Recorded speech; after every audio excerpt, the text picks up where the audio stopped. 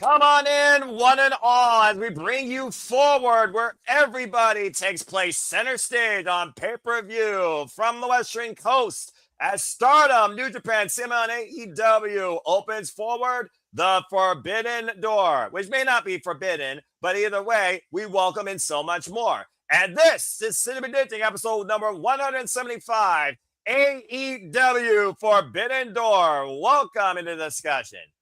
Hello, everybody, and welcome back here once again to another edition of Simply Predicting. You know what this is, for I am the simple man of the simple brand, the voice of for great for all professional wrestling. Damn it. And my name is Noel Foster. So thank you all for tuning in, whether live or on demand. Please like, subscribe, comment, and tell a friend. If you want to dictate the conversation, super chat or pay by the patch. It's as simple as that. And of course, your opinions and predictions matter too. As we talk about matches, I will be sure to bring them up in the comments as you bring on topic thoughts forward. And of course, you can get your predictions in as I shared the form of my social media and all across each of the Simple Studios respective channels you are seeing here on YouTube. If you haven't already, subscribe to each one of the day and let the world know what we do here at SR Studios 2024 and predictions, interviews, shenanigans, and watch-alongs too. With that being said, it's a simple batty panel tonight with the simple man and the bat. So she's yours, she's mine, she's our Canadian friend, Ash, and she's a pro wrestling fan. Ash, boss, how are you? And are you ready for this Sunday for the Forbidden Door? Oh boy, what quite the crowd we got. And this was just set up last week. Right? Most of them were anyway, but you're not wrong. True, yeah. It's like Tony comes and like, oh shit, I got a pay-per-view to do this upcoming Sunday. I gotta get the freaking match card ready before it's too late. Yeah, and speaking of better late than never, look at this guy bringing his graceful entrance. What do you think this is, a WPL lead? But I'll acknowledge him because I appreciate him as always. While you are the bat, he is our social media, our brand ambassador. He is the Renegade Wrestling, JJ Williams, making it just in time. It almost shut the door closed. Hello, JJ. How are you this evening? I am doing well. Good to see you guys. Good to be here. I apologize for being just a few minutes late, finished up my interview with Royal Prestige. And then, we were kind of hanging out, talking to one half of them after the show, Tavon Jordan. I wanted to clip. We were crashed, y'all, by Dragon Kai. So some shit went down. As a result, the Boys of Symphony emailed me, and Royal Prestige will be defending their titles against Dragon Kai July 11th at the Free For All show in Nashville as a result of what transpired during our interview. So was trying to get the clip all set so I could send it to the boys so they could use it for marketing and promoting of the match. And once it's saved, then I did my hard reset, because you know how sometimes I lose connectivity if I'm on too long. And then I immediately came. So, well, appreciate you as always. And again, I hope that everyone enjoys the festivities. And a shout out to Safet, That Helms, and Dave. Oh, hey, Dave. I thought you were part of No DQ. Oh, wait, they didn't do one. Well, I have no problem inviting you in. I mean, hey, Forbidden Door, why not bring in literally a no DQ panelist? It's my freaking forum, damn it. I'll get you the link here shortly if you can do it. If your bird comes down and you're not going to get the Virtue Award last night, you're more than welcome joining for the first time ever on Simply Predicting, so stand by. But JJ, as always, shout out to Prestige, the Pro Wrestling Symphony, for allowing us to engage with their talent. And I'm glad everyone had a great time, and I hope that they got to tell more of their stories and their upcoming escapades and stuff. So yeah, but without further ado, as we wait for our first time ever fan, and of course you also made, let's also just acknowledge this, because shout out to fellow partners here. Much like AEW's Forbidden Door, our door is not forbidden, neither really is theirs, because sometimes you do get more than in and out of the SR Studios family here, even on City Predicting, because you of course made your debut this past Wednesday on Major Push Wrestling. So shout out to Papagino at the Papagino Network, of course, allowing us to take part in his forum, as he just recently broke over 30 episodes. And again, you can find him as co-moderator of No DQ at times and meet him break it down and predictably break down. And we'll be doing that after this pay-per-view concludes, as well as for the Fed show too. Shout out, by the way, to the 23 of you so far that have gotten your predictions in, including but not limited to Charlene, the Mad General, Jerry Slaughter, Draco, Harold, Con Andrew. I recognize that name. Shout out to my Ohio brother. And so many others as well. Thank you, by the way, Lex, my ATW fam, all the crew from across the world. Steve-O, I recognize that name. The Rocket, David Joseph, and Dwayne Atkinson, Corey. Thank you, everybody. Mark Griffith, my horseman. So, again, thank you, everybody, for your patronage, participating, and engaging. And before we get into things, for the first time ever in Sleep Addicting history, it is my humble pleasure to bring in Birdman, not Harvey Dent or Harvey Blank. Dave Scheffler. Hi, Dave. How are you? Welcome to Sleep Addicting for the first time ever. Well, thank you guys for having me. I appreciate it. It's good to see you, JJ. Good to see you, Noah. Good to meet you, Ash. And thank you. And the birds, I'm just relaxing over there, so he's quiet. And we'll see how long that lasts, because we all know a bird, when they have something to say, they'll let you know what they have to say. But this should be Because the bird is the fun. word. Well, The bird is the word. Yes. In one word, yes. On the X, it's dead, and I stand by that. Oh, we're in for a fun night. I could already tell. All right, without further ado, we got a fantastic foursome. We got a unique conglomeration here for the first time ever. I'm looking very forward to what could be my favorite episode of Sleep Addicting ever. So, Sleep Addicting community, professional wrestling fans, all elite sleep, global fans galore, casual and hardcore, sickos in sight. Without further ado, let's get into it tonight. So again, folks, this is AEW Forbidden Door, and you can watch the pay-per-view as well via the following providers on HBO Max here in the States or Prime Video in select markets. There's also My AEW, Datsun, and as you see, other forums as well, as apparently Safet's also joining in the fray. We will be covering the pay-per-view live this Sunday. It would actually be me and Ash. As far as the 0 hour, to be determined who's doing that or if we are doing that, because again, in Sleep Addicting and No DQ leagues, we focus primarily on the main card. But the other form of my heart is an advocate as to women's professional wrestling. We're going to acknowledge the 0 hour here and give some simple thoughts. With that being said, we got a wild 9 main card to predict tonight and 2 matches on the 0 hour to tap into for a little bit. So let's get started. What did you say? I said for now. They'll probably add something else on Collision. He's being very better at that. You stop it. Make it a All 13. right, you stop it. There's at least going to be one more 0 hour buy-in match. Shut it, JJ. We got Thank Collision yet. We got Collision, Shut it. remember? We need to get the TV title, the New Japan TV title on the card. Let me ask, before we get started, wait, let he's me in ask the this mastermind. one question. All right, fine.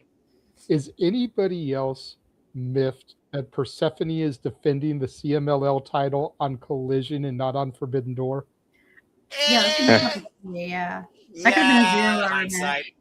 Yeah, Yeah, you can replace. replace another match with that match, I'm sure. If Oh, you trust pick me. look at the 9. Yeah, well, it's like we talked You can about. get rid of on the our- Young Bucks. Well, Saturday Shenanigans hype, but again, that's a whole different conversation. And speaking of CMLL, speaking of which, we got our own Latino joining in the fray just in time. One half of the MVPs, the VIPs, and the Dominguez. Emmanuel made it on time. Emmanuel, how are you this evening as we get ready for the Forbidden Door? Good grief. I got Canada, Mexico, Florida, California. I got everything here. It wouldn't be a Forbidden Door, not like AEW this pay-per-view. Yeah, you're not wrong. But this a whole is different that's a conversation. different I love this conglomeration that I have right now. This is too Oh. much damn fun. We're going to get at least one more. Yeah?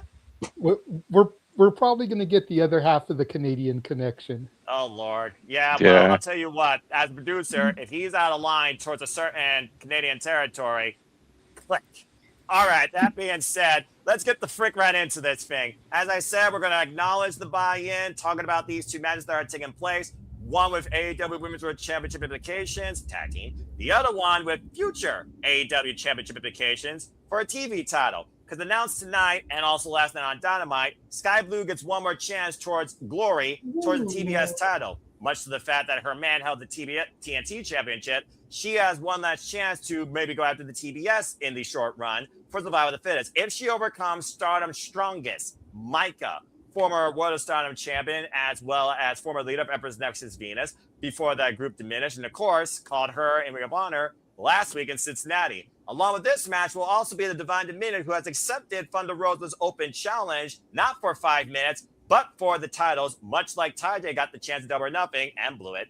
But she called in from CMLL, Olympia, one of the strongest and one of the brightest young up-and-comers there out of that promotion. As for those that tune in to Ring of Honor, thank you so much. Olympia, strong showing, but the virtuosa, long may she freaking reign, because I see the marker.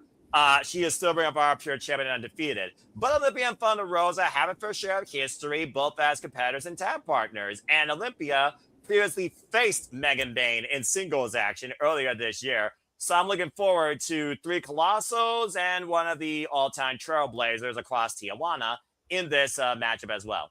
Let's go around the horn and get some brief thoughts towards these 2 matches that will be on the Forbidden Door buy-in. And again, folks, you can watch that across all AEW platforms on their 0 hour, as you see right there. Okay, so for those that don't know, especially to Dave, who might be new to the forum, but has been in the chat multiple times, the way the thing works is like this. Someone starts off with a thought and a prediction, then we go on the horn and see who agrees or disagrees. If there is a polarizing argument, that person may speak. Based on the size of the card with its quantity and quality, that's the way we're going to run Phase 9 until we get to the marquee matches, which I think we all can agree have to involve the World Championships and the Owens. With that being said, let's acknowledge the women here, because damn it, they're worth it. So, speaking of which, because I finally have a lady for the first time here on Something Predicting that can actually give us a perspective, damn it, with all due respect to our good outlook, well, some better than others. Hi, Ash. What's your thoughts towards these 2 matches here? Micah, who may be on like more of a excursion here in the States, Sky Blue, who wants to really carry AEW forward, and the fact that Divine Dominion have absolute domination right now over the AEW Women's Tag Team division. What are your thoughts towards these 2 matches and your simple picks? So for Sky Blue and Micah, this is Sky Blue's last chance, and I don't see Micah making it.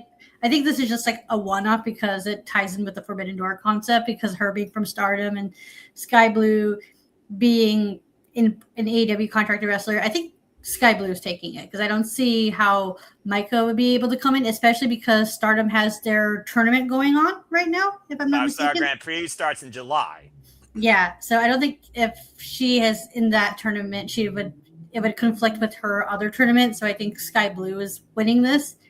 As for the Divine Dominion, I don't see them losing those tag titles anytime soon. I think the latest we'll see them is at All In, possibly against the other tag team that they've been building up towards. Other tag team they've been building up towards, or maybe postponing to build up towards, just saying. But I do see what you think, because I have a certain person in mind, just saying, and she's a cheeky Brit. I mean, Brit is the word, right? Well, again, in certain areas, in other areas, it's dead. And I stand by that. Don't start with me. All right, with that being said, Ash is at the ballot. I got you guys.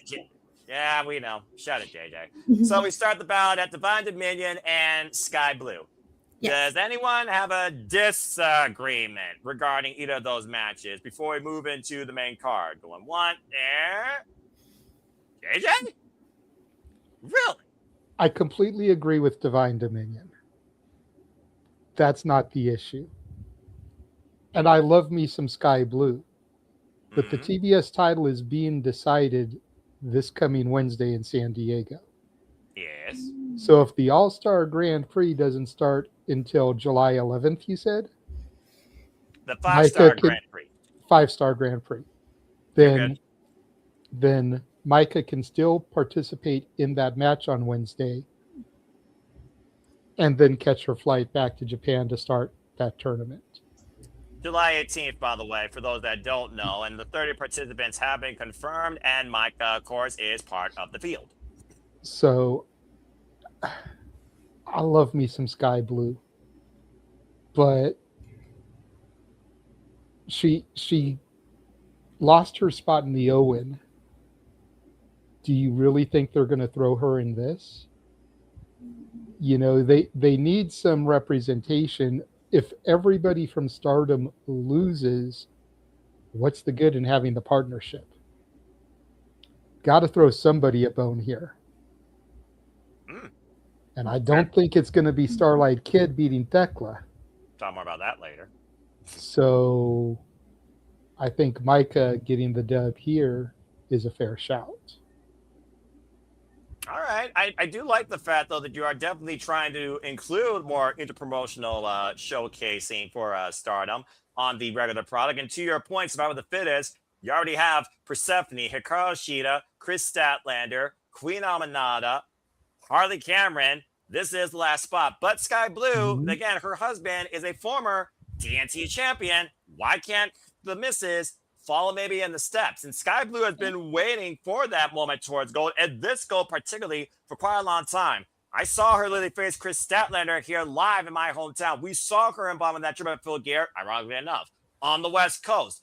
Thanks to Julia Hart being involved in that and that double team effort against Chris Statlander, where she wasn't even involved in the decision. Sky Blue was the one freaking pinned by Julia Hart that led to Julia Hart winning the TBS championship. And again, Triangle Madness is alongside Thekla and Julia Hart, who also was bounced out of Survival of the Fittest, JJ, by Persephone, when she knocked the mist out of her mouth. Who's to say the Triangle Madness doesn't follow Thekla in this escapade of depth to Stardom, and they stick it to Stardom again with one of Stardom's strongest, eliminating Micah here. It might lead to something else with Stardom and literally AEW when it comes to Triangle Madness, especially after what Thekla did last week at the conversion. So what I love about this match, it kind of can go either way. So I do like the fact you brought up that point, but I feel like Sky Blue deserves this opportunity. Speaking of opportunities, and the opportunities of being stupid tonight are very slim with me with this Sutter Canadian. You've been warned, mister. Let's go ahead and welcome in the other half of the Canadian Connection, as JJ called in. It did. So this should be very interesting. I'll put the Canadians above each other, the better one above the other.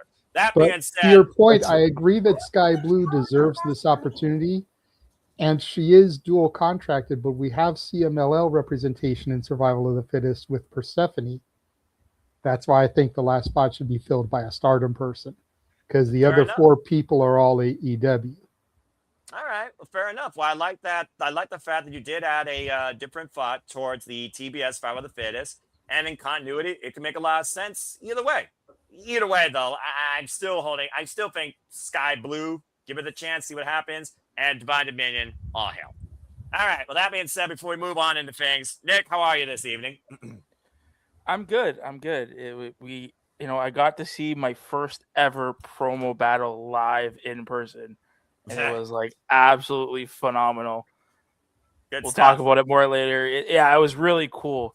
The only thing better than seeing that would be AEW trying to be in Winnipeg, and I don't know. Nick, don't start. Oh, I'm sorry. He had to leave. Please stand by here on the Canadian area code after the beep, and we'll see if he returns to the forum. I warned you, mister.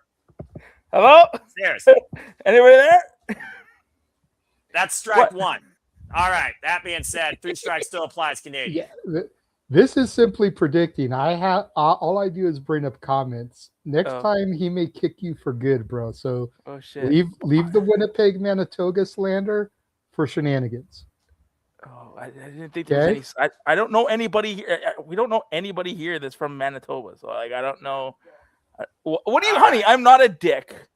God damn Your wife, I agree with your wife, Andrea. You are a dickhead. I think the world agrees right now. But you're the best, Ash. You're great. Don't ever change.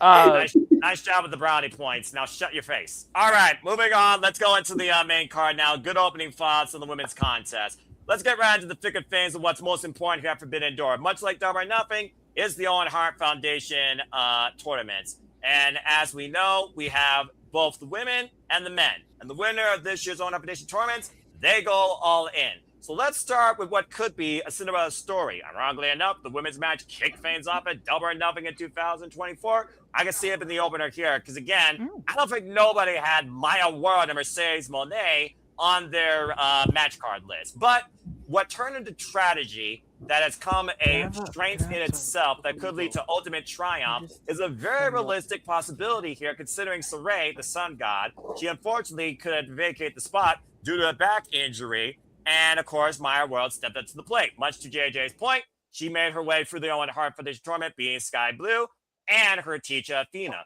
From her teacher to literally her idol, in her own words. That's a rough idol, though, I'm just saying. Mercedes Moné, of course, coming to a more humbler version of her theme. No humility, though, on this CEO's demeanor as of late.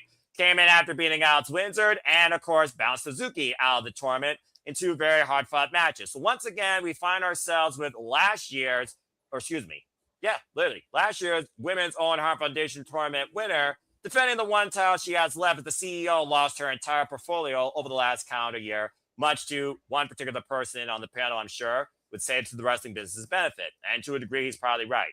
Either way, no Timeless Toni Storm, no Saray, a toxic spider right now at the fray. One of these two women is going to Wembley Stadium no matter what. So let's go around the horn and see who we all think is going to win this year's Women's Owen Hart Foundation Tournament. The CEO or the It Girl? Maya World or Mercedes Moné? One goes and one stays in the States. All right, let's go around the horn and see what y'all think about this. And since we have a full panel, this is a marquee match. Everyone will say their piece, and we are just going to start things off here counterclockwise. So right below me.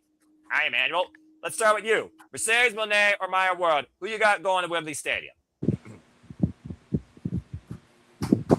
Since I'm much of a Mercedes Moné hater, I would say Maya World. But I know Tony Khan. This will not happen. So I'm not going to pay my Mario card yet, which you can buy now at JJ's shop. Your only Mario Kart shirt, your own sticker, your own... Yes. But All right. But nevertheless, let's talk about the match. Mercedes Moné is going to has to win this. Sadly, she's going to dethrone Thekla. It's not what I want.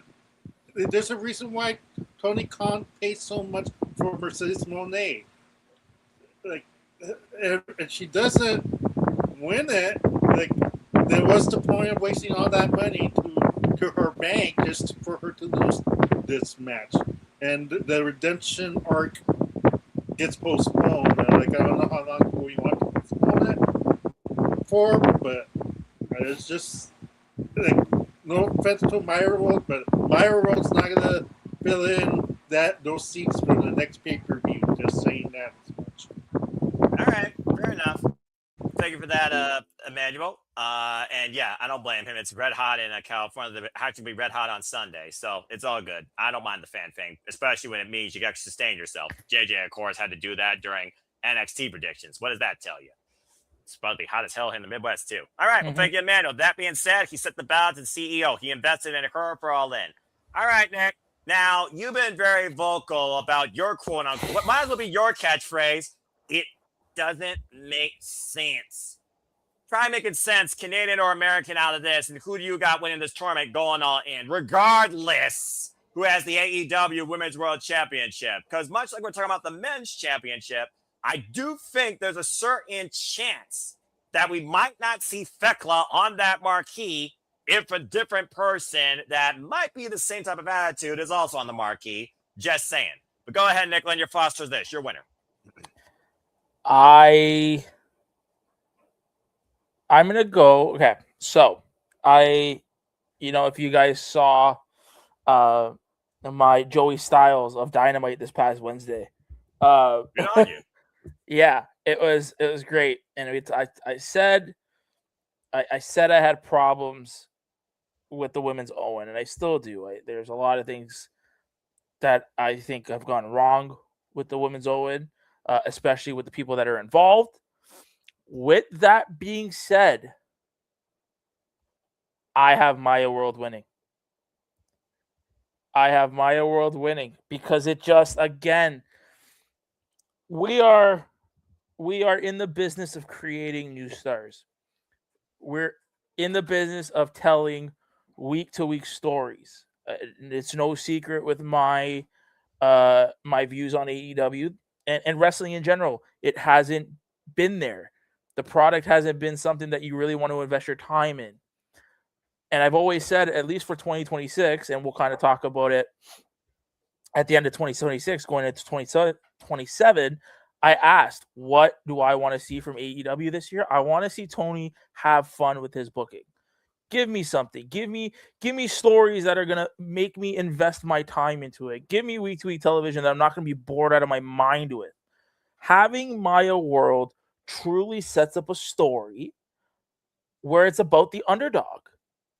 A woman who had no business being in this tournament, wasn't even, she was a replacement. She had to replace an injured Saray. She was nowhere near this tournament. So the fact that her coming in and getting to the finals I feel like you'd stifle her if she loses. Take this all the way. Go all the way with it. Have her listen. Let's call a spade a spade. The women are not main eventing All In. Point blank, it's not happening. There's a bigger match in play. So if that's the case and they're not main eventing the show, Maya World can be there. Let her give her for everything that she's gone with her brother. God rest his soul. Prayers to her. And what she had to go through with that. It's not easy losing a family member.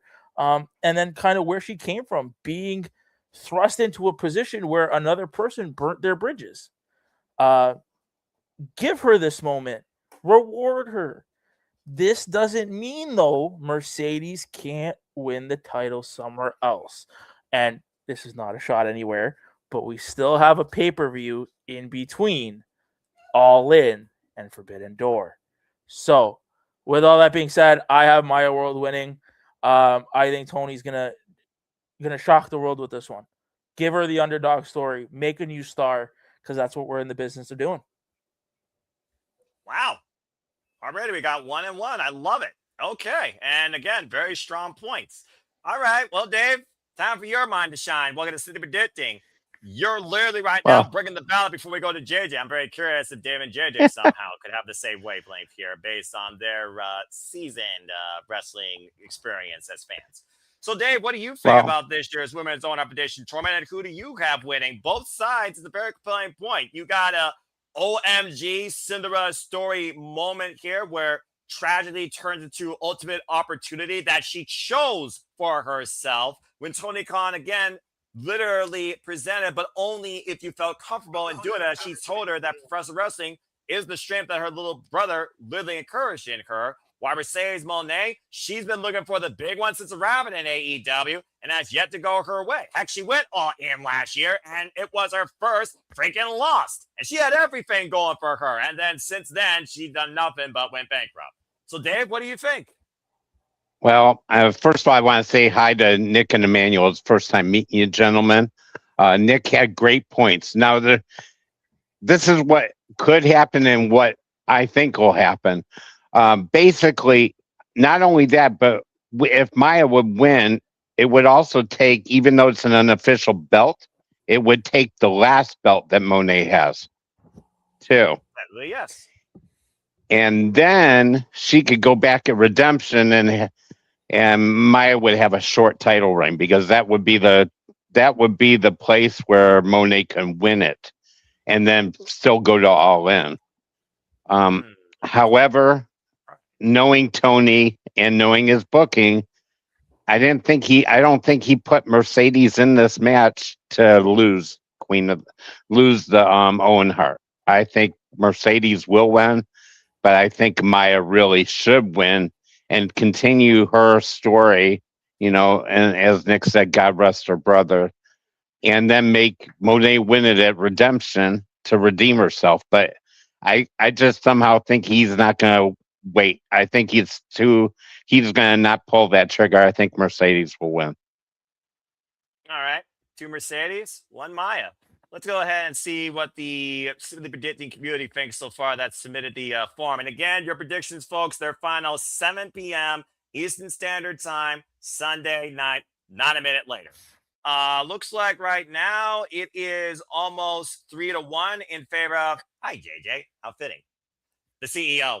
Right now, 73% are going with Mercedes Moné, while the rest are going with Maya World. Now, for those that don't know, if this is your first time tuning in, this certain individual on the far right here has also had a very colorful analysis on one Mercedes Moné. And I'm sure he will bring that forward as well. But he also has a very unique outlook on Maya World, who we've seen the growth of since Mission Pro and Reality of Wrestling before she became All Elite alongside High-End. And High-End and Maya World are going to main event prior to freaking Forbidden Door against Athena Mercedes Moné this Saturday on Collision. Might be up for telling of things, just saying. By the way, kudos to what both those women have done so far. So, JJ, what do you think here? We got 2 for Moné and 1 for Maya World. Where do you stand in this?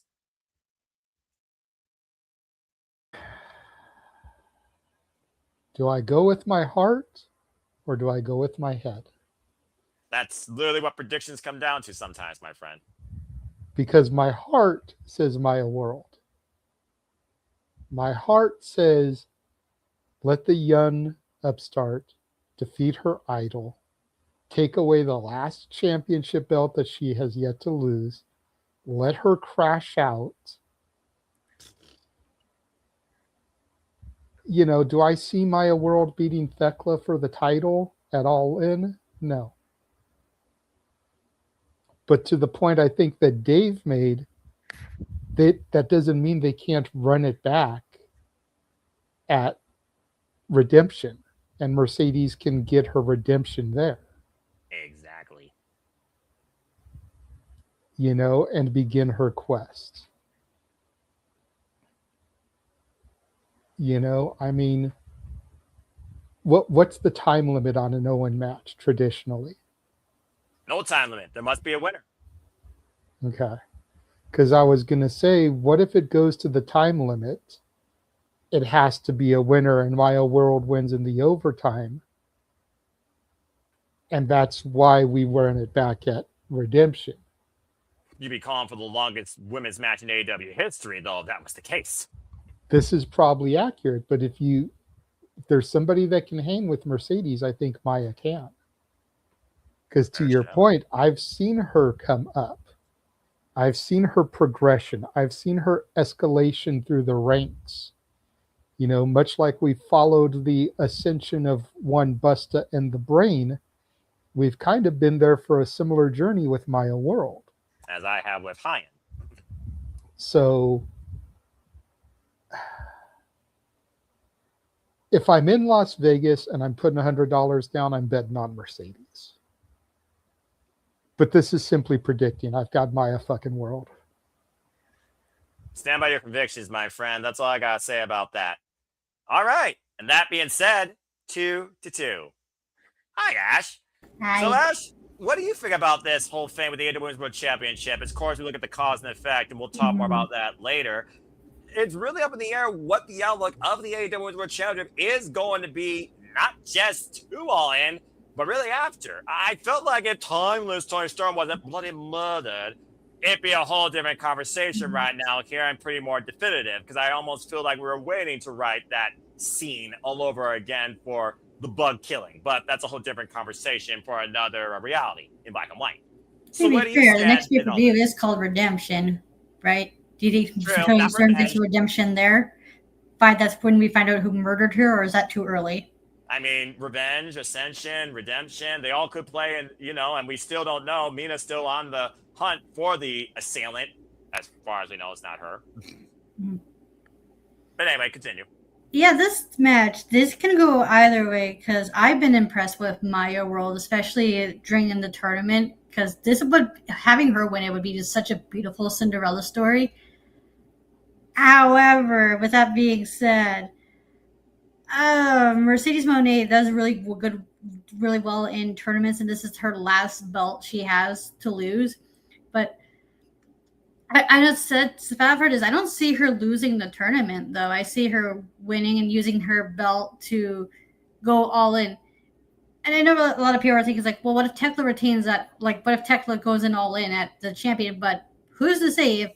Maybe I'm looking too far ahead, but there's a possibility Thekla might not even be champion going into all in. So we can get Mercedes Moné to a different opponent. So as much as I would love to see like Mercedes Moné spiral out of control and lose the title, I don't see her losing this title. This is the one title she's keeping and using that to transition into possibly becoming champion. So I have Mercedes Moné win the tournament. So you got a 2-time consecutive on Hart Foundation tournament winner. You see what Blake Monroe basically did, cashing in on this opportunity and actually winning the women's championship again. As a possibly, yes. I can see that happening. Yeah. Okay. It all depends on who the champion going into All In is. But with that being the case, I still have Mercedes winning the tournament. Okay, so 3 Monés, 2 Mayas. My thing is this. What does Redemption do to be a roadblock towards either the winner of the Owen or the world champion, in this case for the women? Looking at Thekla's track record of people she's beaten, and looking at her current escapade to literally stick it to her former employer, but also looking at Mercedes Moné's Japanese history. It's one of those things where I almost want to go bold on the women's world title, and we can kind of cause an effect probably into that because, that's what this affects.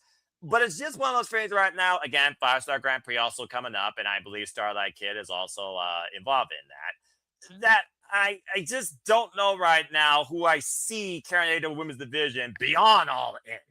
It's almost one of those things that right now I wish somehow, some way it was Alex Windsor or Jamie Hayter, but I do think there's a different plan for those brawling birds, if you catch my drift. Both proud countrywomen as well, by the way. But also with that in mind, Maya World, again, capture lightning in a bottle. This business is built on a foundation of moments, and it's created out of the opportunities you present with the talent that you have. It's one of those things, to Nick's point, that this could be an incredible, unbelievable, unpredictable thing that we're dealing with here. Much like Queen Aminata's rise for quite a little while that we saw on Dynamite while Jamie Hayter was out injured. And now she's kicking ass and possibly going to become TBS champion. But it's also one of those things with Mercedes Moné. Again, if she doesn't win this, you really think she's going to go back after the TBS championship? You really think she's going to find a tag team partner? Maybe her and Athena go after the Women's World Tag Team Championships when they both wanted to take over. Do you really think there's any other route for Mercedes Moné to pursue than the AEW Women's World Championship? It's the only thing she has left to do. It's the only thing she hasn't done. So it's one of those things about the last accomplishment to fulfill or first accomplishment to be fulfilled.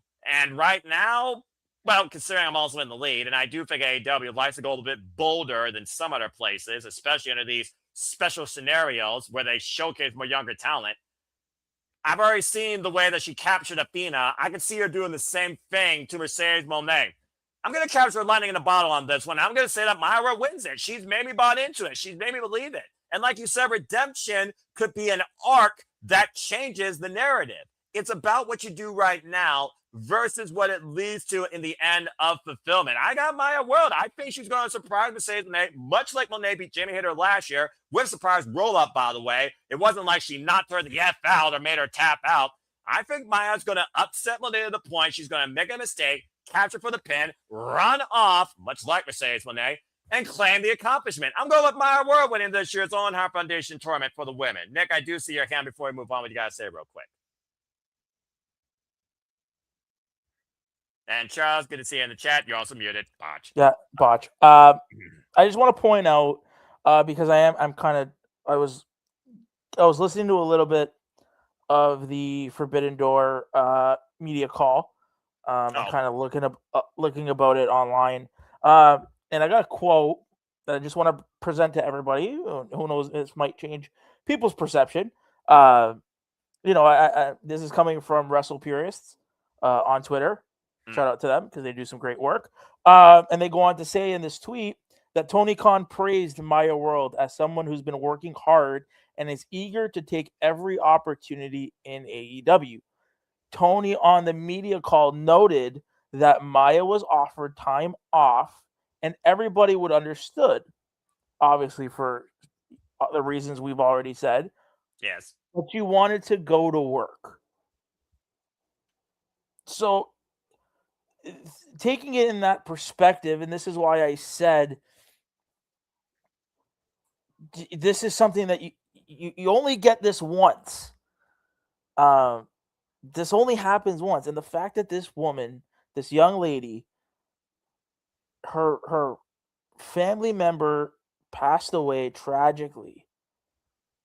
And instead of taking time off to be with her family and grieve like a lot of us would, she said, no, fuck that. I'm going to work. And she went to work.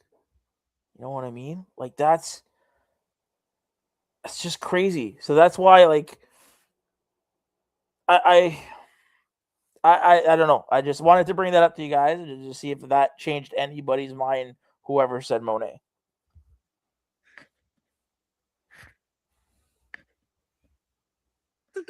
All right. Well, looks like everyone's going to stand by their picks here. And also, Charles said Mercedes Moné. And Emmanuel, I hear your fan. I see your hand up. And shout out to my brother KG King in the chat. Hey! Who also has thoughts. He thinks that Mercedes goes back to back because you need big stars at all in. But I wouldn't be shocked if Maya Rose shocks the world because she's earned it. Keyword earned it versus what you stand for in the business. And Dwayne, apparently he got sold. He also picked Maya Rose. Good to see Dwayne X in the chat. I love how many people are all in on this because we should be, damn it. Because if nothing else, Maya World deserves it. Has Mercedes Moné earned it? And here he is now. Emmanuel, I hear your fan. Go ahead and speak real quick. Yeah, it's not that I don't want to pick Maya Rose because that's what I said in the beginning. I want to pick her, but just logic tells us like otherwise. Because when we have be having this conversation, because yes, that'd be a great story, but like I said, like if it wasn't because of the money that Tony just paid, it's just like that's the only reason why I'm not going for Maya World. If the money was never disclosed and I didn't care, there was no notification how much was she getting paid, I don't think we would be discussing this. I think we would be all unanimous saying Maya World because she deserves this win.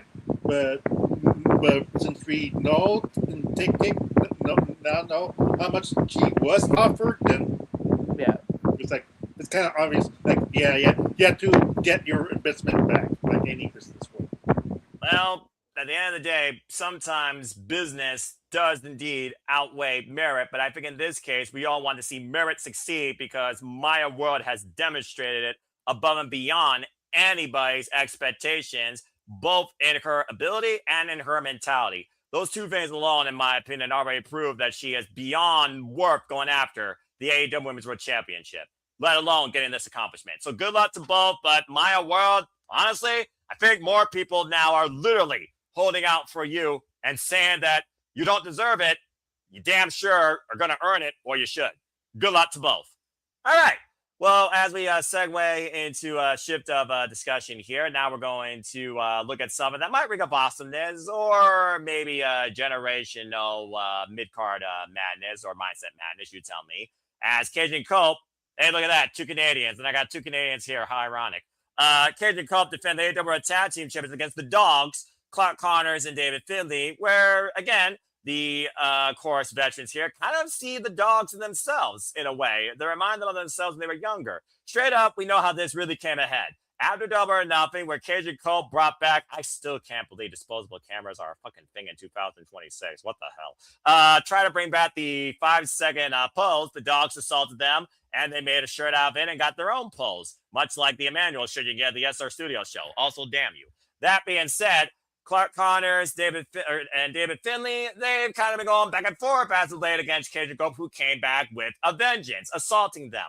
To the point they assaulted them backstage during a Young Bucks segment, so it wasn't like you really missed anything. But they did get the better of them using, a wire. And then I think Clark Connors tried to bring back old school Christian Cage with those ugly-ass glasses.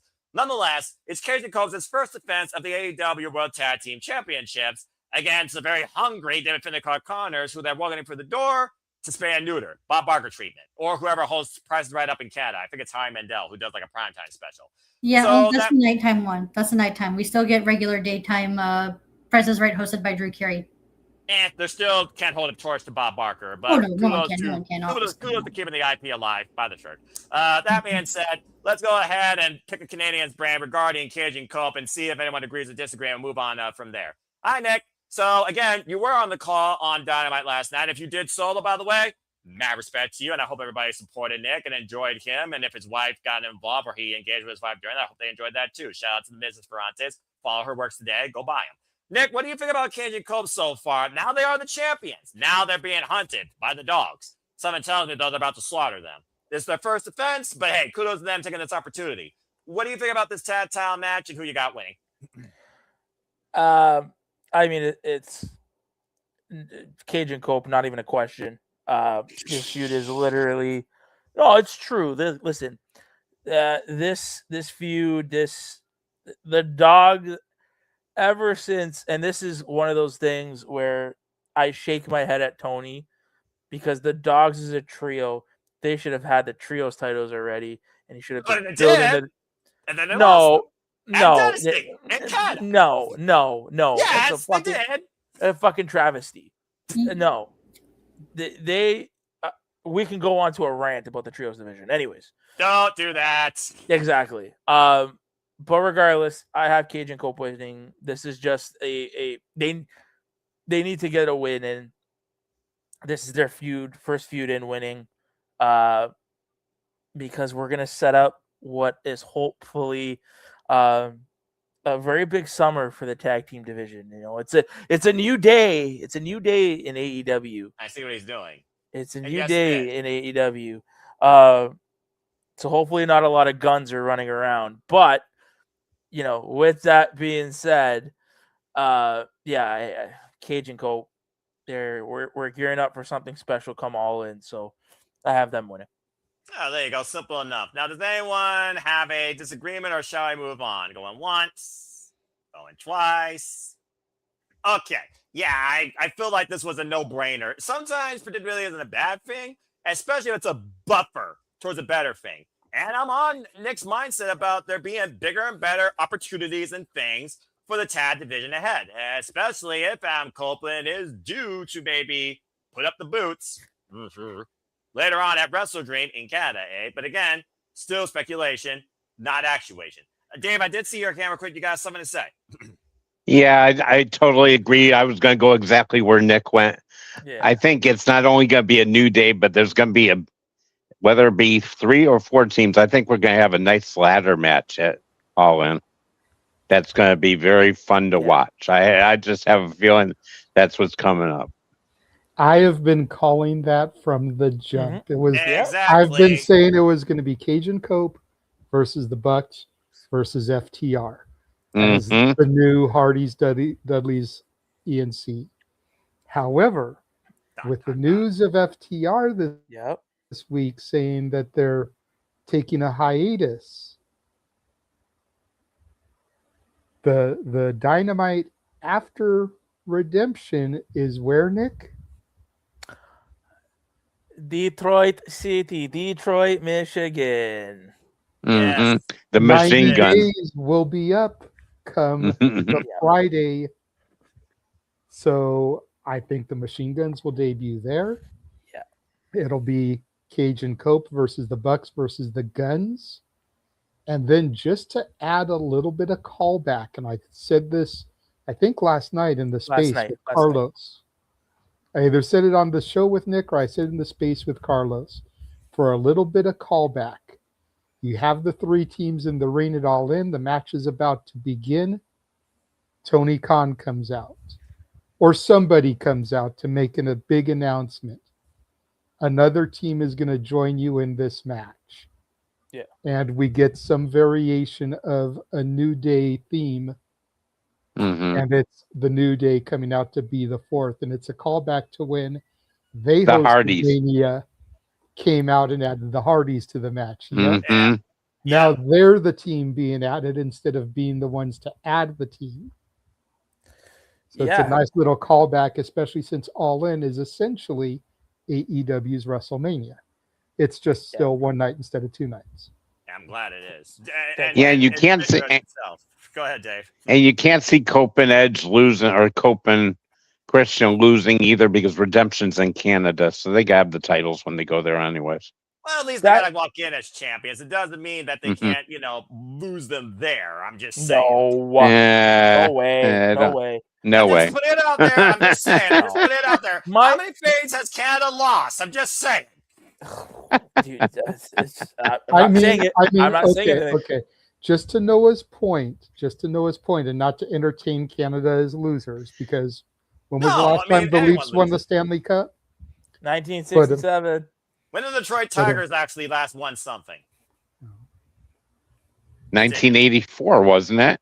I don't know. I was going to say, I think when they made the movie Tiger Town, but that's a whole other thing.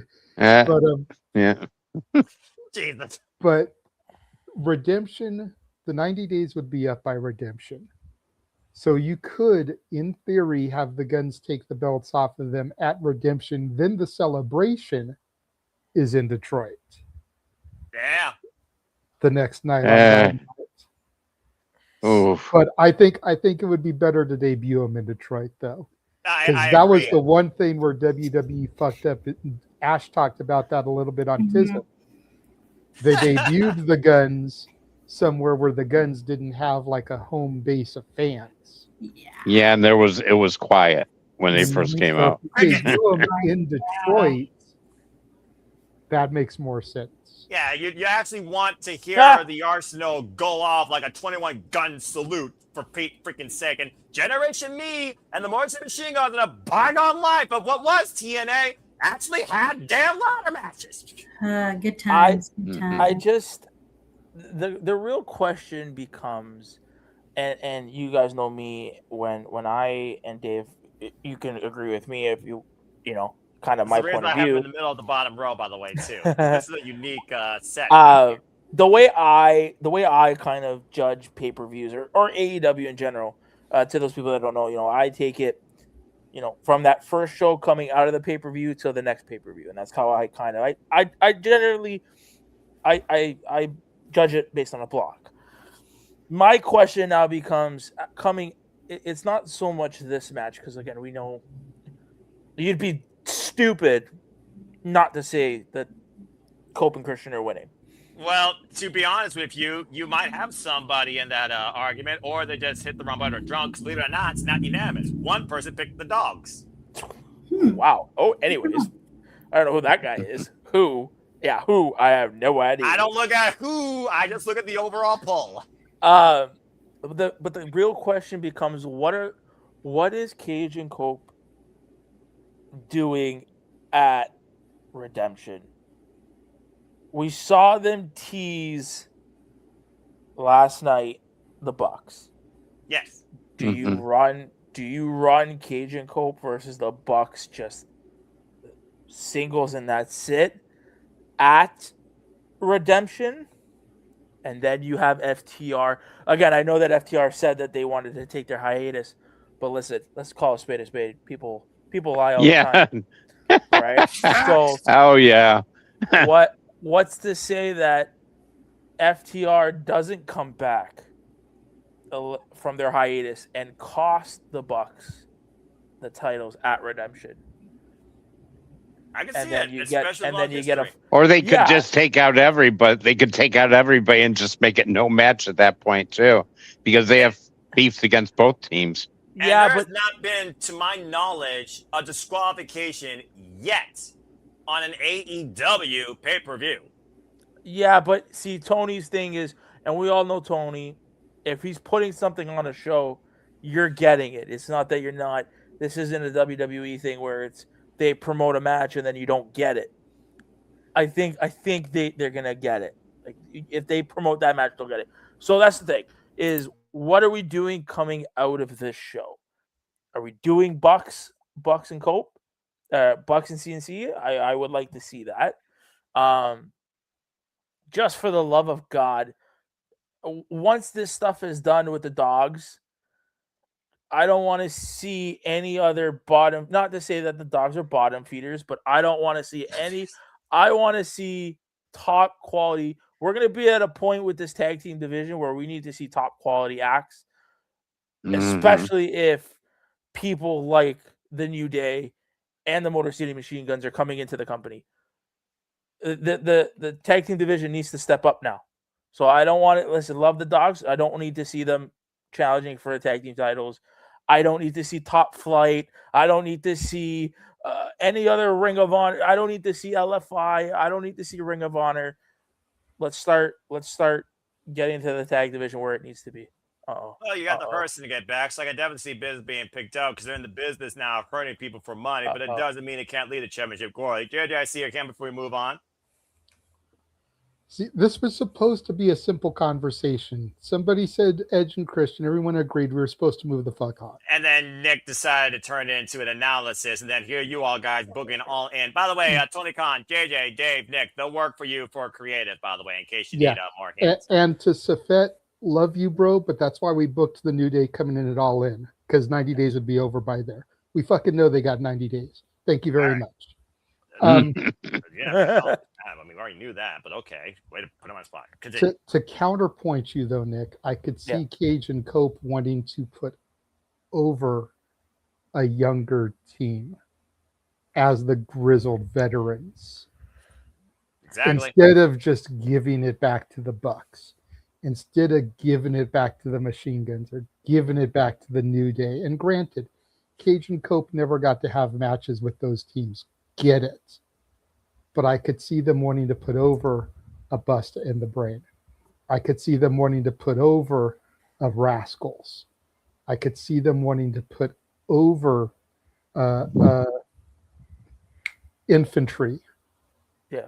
I could see them wanting to put over a younger team that could be the future, like they were given that opportunity back in 99 and 2000.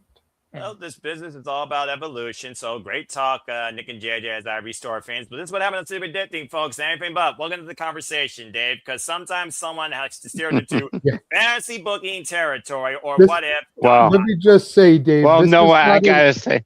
Let me just say, Dave, No, this isn't a no DQ Yeah. predictions that's done in an hour. This shit sometimes goes 3 hours. Yeah. Well, it's a no, party. I gotta say, and JJ, really, it wasn't Nick that started that discussion. I kind of made a comment before it, so I'm gonna take the fall for that one. It's all good. It's all good. At the end of the day, it's still fun. It's wrestling. It is predictions in a way. It just goes beyond literally Sunday night. But as you talk about stepping up, here's a man that literally told all of AEW to keep up. And so far, they have quite to a degree, but very few have continued to keep up. Say what you will about the faction, the Death Friars still demonstrate the hardest nonstop work ethic not named Tony Khan AEW. And there's not a stronger definition than Jon Moxley holding the AEW Continental Championships. Let's talk about this with what everyone, including Nick, is calling right now the best luchador going. You very well might be right. He called his shot. The most wanted, the Ring of Honor World Champion Bandito, is challenging Jon Moxley for the AEW Continental title after a crazy-ass tag team match last week on Dynamite where Bandito got the better of the Death Riders in a very rare situation. The Death Riders lost, including Rhea Shafir, all-out warfare. They did get a little bit of revenge, though, this past Wednesday on Dynamite, as Nick called, with a little bit of the numbers game. Call it psychological warfare if you want, because, of course, this Sunday, for those that don't know, Continental Championship matters are 20-minute time limit. All parties banned from ringside or they're fired. It's a definitive one-on-one that Bandito called out Jon Moxley for, and Jon Moxley, who continues to try and outrun yesterday, today, into tomorrow, as vice versa, by the Death Riders mentality, Death Riders versus the world. He was all in on it and he decided, let's go, but don't miss your shot. So, Dave, welcome to City Predicting. You kick things off. Step up to the plate. Do you think that Bandito will hit the jackpot, or will Jon Moxley add another trophy to his ongoing Continental Championship reign? He's held this title, by the way, since December, after being Kazuchika Okada at the World's End conclusion of the Continental Classic tournament. Wins already over Sheldon Benjamin and freaking Kadozi Takeshita, not once but twice, and even Kyle O'Reilly. Lucha, Japanese, Mexican, American. I don't know if there's somebody single-handedly that could beat Jon Moxley right now and take away the Continental Championship. But can Bandito be that guy? Your thoughts, Dave? My thoughts are there's no two-belt Bandito. I really think Moxley is not. He's not the person he's going to lose to. And I think we just mentioned with the building tag team division, it looks like Bandito's getting formed back together right now. So because they have nothing for either of them singly, other than Bandito's Ring of Honor title, which again, Ring of Honor, it's like the bottom feeder of it. But I don't think there's a way Moxley loses. And I mean, the betting odds have him heavily favored, and I see it being correct. Yeah, fair enough. And again, if it goes to 20-minute draw, and he has done that, folks, in the past, Jon Moxley goes on to the title. For those that have been on the for the first time, we're all about who leads with the championship and who's declared champion at the end of the match. That being said, Dave's got Jon Moxley still riding high as the Continental holder. Do we have any disagreement before we move on? Going once, going twice. And Nick, are you just mocking me, or are you actually going with Bandito? about to say. Just guns up. That's all I gotta say. Guns I up. thought that was the Bang Bang game, but okay. And it looks like, again, I do commend people when they choose to be bold and predict differently, because once in a while you get $100 like you did betting on Randy Orton at WrestleMania 37. If you know, you know, folks, unfortunately. One person did pick Bandito. I almost wonder if this is the same one person that picked the other. I didn't touch his face. Wasn't me. I swear to God. I did not activate the Emmanuel cards. It was not me. I did not do it. I swear. Are you sure it's not you or Emmanuel that's fucking with me? Are you sure about that?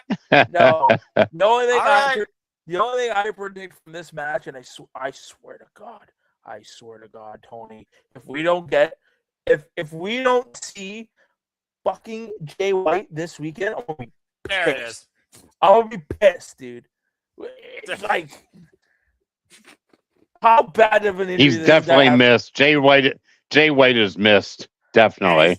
And he's one of the only people that John Moxley has yet to beat in singles action that has a win over this man more than once. Yeah, he got hurt. Or he may have been the next one to go against Moxley for the title.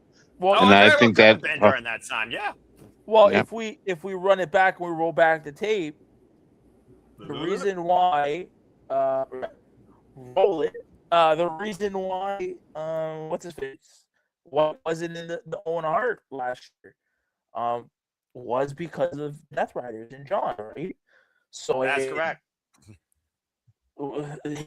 Especially him and his history with Will.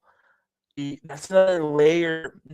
See Ash's face because she knows about the New Japan lore with you guys.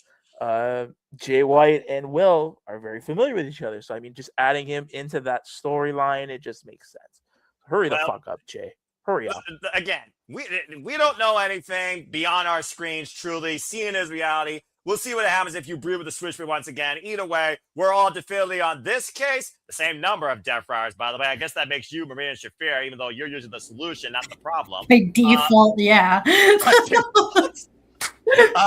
John Moxley is the Continental Championship. Man, I see you're... Since this is the thing that you lead, does that make you Moxley? I mean, I'm from Ohio. I might as well be. I got dibs on being Claudio, though. All right, fair enough. I'll be Pac.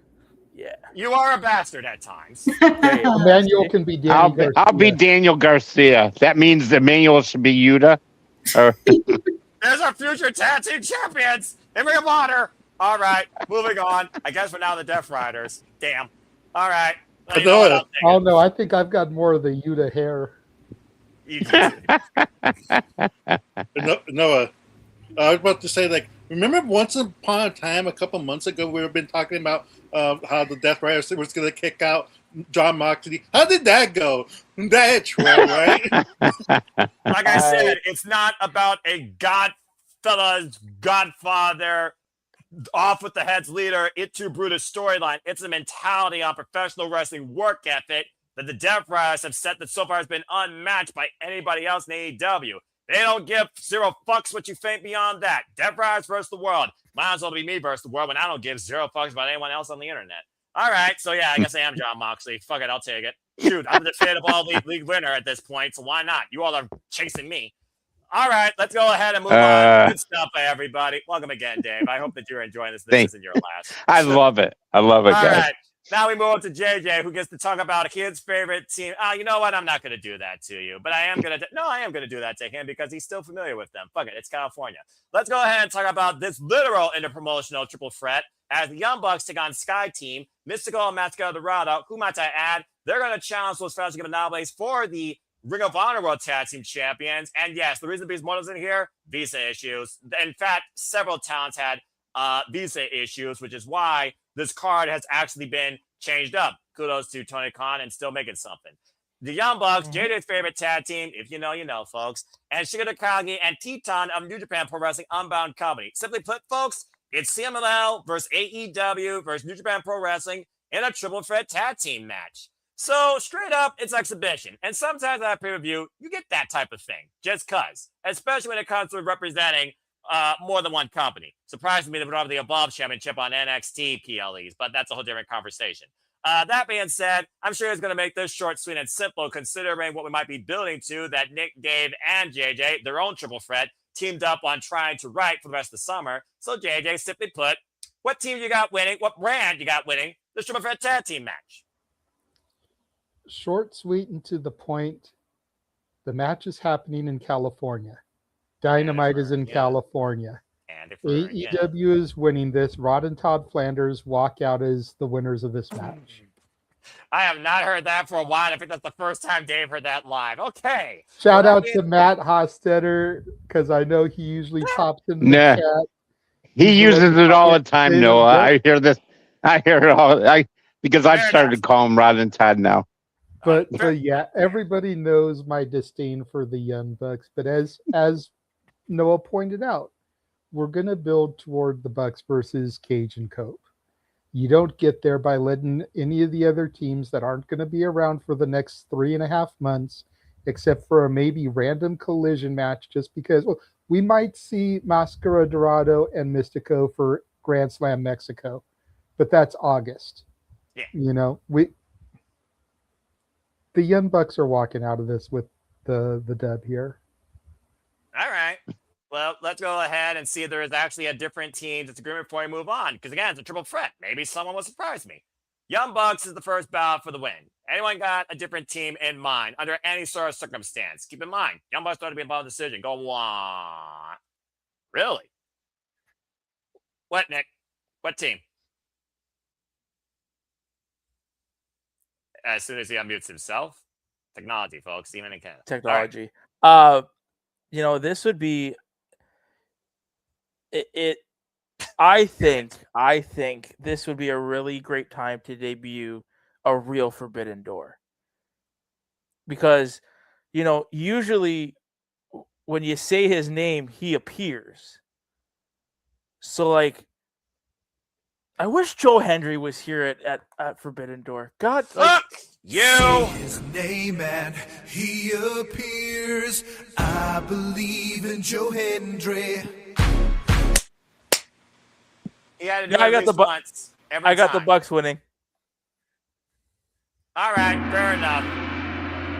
Damn it. All right. Well, that being said, I guess we'll move on because, in my opinion, Shigeru Takagi's in the G1 Climax. Stay tuned, folks. Will be coming opening day, and Ash and I will do a battle bracket breakdown of the G1 ahead of that. Stay tuned for further details on that. And with Grand Slam Mexico coming up, El Sky team's already involved in Ring of Honor. Mystico has been heavily involved in AEW, teaming alongside Speedo Mike Bailey. Mystico and El Dorado are the NWW Heavyweight Tag Team Champions. And Teton Shigeru Takagi, former Los Grandes Stay Out Pong, now part of Unbound Company. Teton heavily involved in CMLL. It feels like the only way this affiliate goes forward is Young Bucks. It's just a matter of, okay, which team eats the fall? I feel like it's got to be the CMLL contingency to maybe just, protect Shigeru Takagi and New Japan Pro Wrestling. Then again, Teton might be the most unfamiliar name under the AEW banner of showcasing. So I could actually see a Teton being involved in the decision here. But either way, I think the Young Bucks are going to swoop in and escape with the win because triple threats, you just got to find the moment to get the count. Leo Rush did that last week of Ring of Honor against Ash Andrea and AR Fox. I'm just saying. Ash, I saw you unmute for a moment. You had a thought real quick before we move on? Yeah, I was about to say, if Unbound Co. is the one who eats the pin, it's probably being Teton, because as of late, Teton's the one who plays the Bushi role of eating the pin when their team loses. Yeah, pretty much. Even though, it is what it is, especially during the Best of the Juniors. Believe it or not, it's like a Pac-Man. I like the fact that people actually did go different here. 3 people went to Unbound Company, 3 people went to the El Sky team, the rest went to the Young Bucks. It was not unanimous, but all 3 teams were involved in people's predictions. So kudos to the 6 out of the 23 of you that went with something that you felt was actually going to be a little bit different. Yeah. I actually hope you're right. All right. I think with this too, it just leads. The Bucks need to win this match. If they would have got direction? Yes, because they do. Because I think this, again, coming out of Forbidden Door, I think the play is going to be that the Bucks have beaten world-class title or world-class contenders, and they want their shot at the tag team titles. It just makes sense, right? It's just, yeah. All right. Fair enough. Okay. Well, let's go ahead and and move they on. don't need the CMLL team doesn't need the dub here to still get a title shot because we're going to Grand Slam Mexico. Yeah. Exactly. So And we for can all we still give them a match there against Cage and Cope just as a little filler. Because again, they're not losing the belts until All In soonest. That about to say, thank Right. you for adding soonest. I also want to add again, El Sky Team, Mascal, Dorada, and Mystico, who are representing CMLL in this match. They are challenging for the Ring of Honor Tag Team Championships next week, Friday, after Forbidden Door. So they very well might be Tag Team Champions in ROH here in the near future. And if you have, I can't wait for Metalingus in Arena Mexico. I'm not sure how that sounds in Espanol, but okay. Well, that being said, let's go ahead and move on from there into our next match. Speaking of NJPW, why don't we talk about the international replications that Thekla have introduced towards her former employer when she told him to fuck off definitively after she got fired and literally sentenced death to her former promotion. Let's briefly talk about the AEW Women's World Championship as coming in for the first time ever through what's called the Forbidden Door. I'm just going to say coming in for the first time to AEW, it is Starlight Kid. For those that don't know, Starlight Kid is a 10-year veteran of the business and has primarily been involved in Stardom. She's been pretty much there since inception, formerly underneath Stars with Maya Watani, went dark as part of Wado Tai before they became hate, got excommunicated by that group, and formed a union with her forever rival in the daughter of High Speed, Asume, who we see multiple times walk through the Forbidden Door, and has kind of come into her own light, leading her own faction now called Nido Genesis, and is a former Wonder Stardom champion. Basically, the workhorse title of Stardom, by the way, in case you don't know. The white one represents the most emotion, the red one represents the strongest. And that is your Search Stardom 101 lesson. To learn more about that, go listen to the Stardom podcast or engage in me and Ash for further conversation. That being said, Thekla has already lost to Starlight Kid in a bygone life when they were part of Stardom together, when she was part of Donna Del Mundo, Women Who Play in the World, Julia, you remember that name? Julia's faction in Stardom. I'm just saying, I'm better line, just saying. Anyway, to make a long story short, this really comes to the fact that Thekla fucking hates Stardom. The president literally fired her last year on the spot after she assaulted him and staff after she lost a match when she had to join a faction known as Cosmic Angels, which went against her identity as the idol killer, destroying anything cute and strong. That's pretty much what Stardom's identity still kind of is to a degree. Since then, after coming into AEW, clocking Jamie Hayter last year after Double or Nothing, the Wednesday after Double or Nothing, we've seen the rise of this toxic inclusion of spite and aggression in the AEW Women's Division. That has, of course, thrusted Thekla into the AEW Women's World Championship after you building, of course, the Triangle of Madness with Sky Blue and Julia Hart, and they've been running roughshod the AEW Women's Division. This past weekend on their last show, The Conversion, Thekla arrived in Stardom again, assaulted the president. Did in Las Vegas, did in Japan. Taro Okada is safe nowhere in the world. In fact, she invited Taro Okada to this show to sit front row. Starlight Kid, though, has stepped into the plate to defend Stardom's honor and looks to take the AEW Women's World Championship. It is not too far-fetched for Ring of Honor Gold to go to Stardom or Mexico. But could we actually see, in some way or capacity, Stardom holding the AEW Women's World Championship, even for a cup of coffee? And yes, Starlight Kid is involved in this year's 5-Star Grand Prix that starts in the middle of July.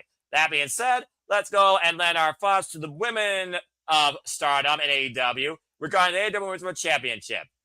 And that's why I went in the order I did. Hello, Ash. So, Ash, what do you think about this? Again, we talk about the fact that we are in the summer of round-robin tournaments for both the premier promotions in Japan for women's wrestling and Japanese strong style, New Japan and Stardom. But this whole vendetta that Thekla has towards the Stardom promotion, it feels like to me this is not going to stop at Forbidden Door regardless of this result. But that being said, what do you think about this match?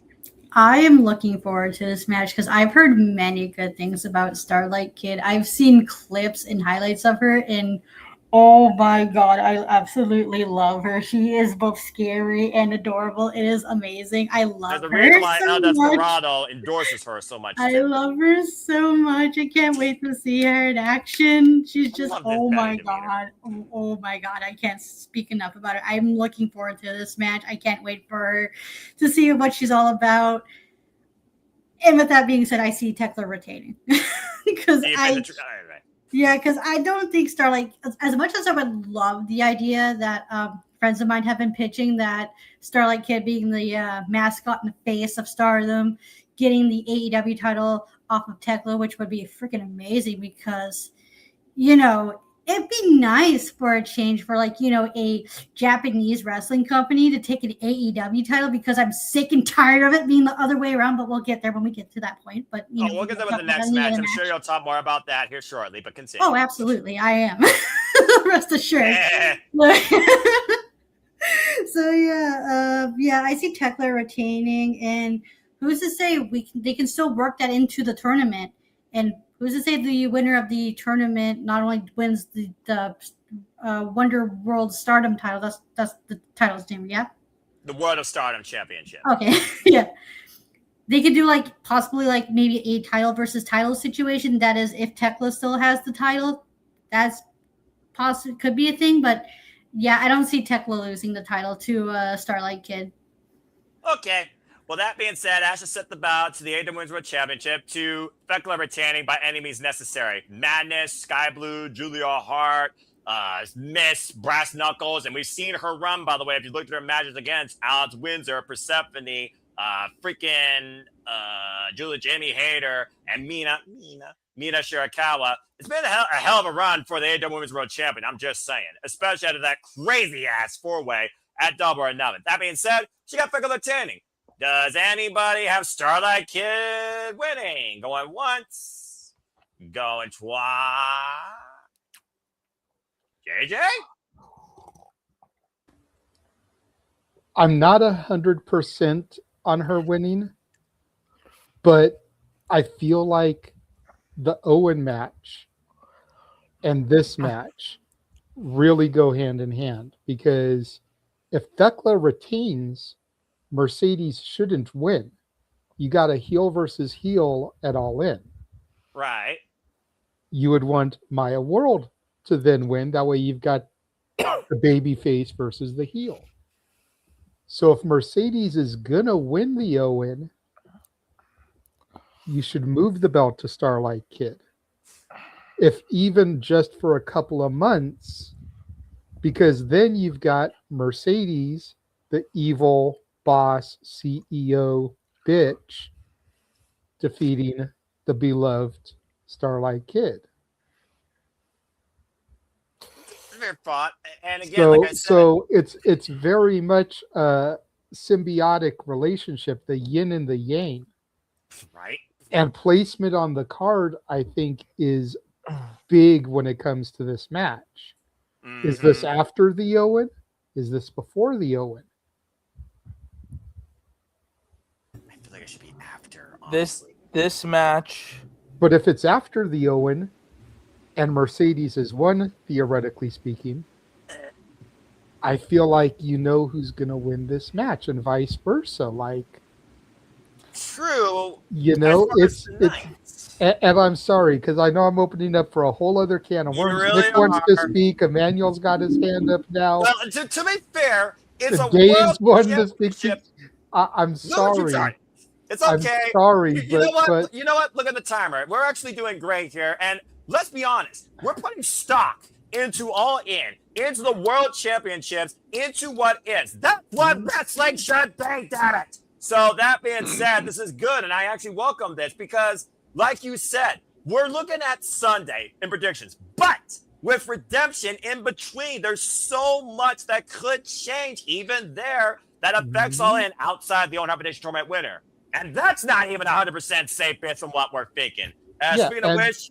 And Starlight Kid, to your point, she's got the Grand Prix, the 5-star whatever, tournament going on.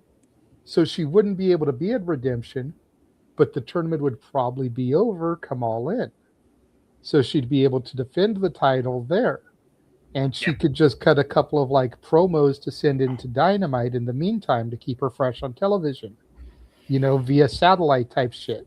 August 23rd, by the way, is how long the tournament runs through. The tournament runs through July 18th to August 23rd. You all can catch it exclusively on Stardom World's service. And then All In is the 30th of August. That's so it's right. the week after. So and again to the point. Yeah, like I said, it makes sense. And then you've got the AEW Women's Champion through the tournament.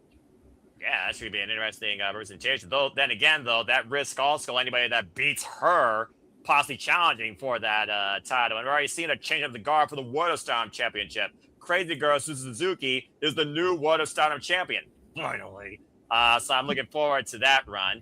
And also, again, I love the fact that these matches are not 100%. Somebody did pick Starlight Kid to win the AEW World Championship. So that being said, I do like the fact that we've opened this up into further thoughts of the what ifs, because, yeah, I truly do believe this and the women's Owen are going to be defined by each other. It's just a matter of what defines what for that night.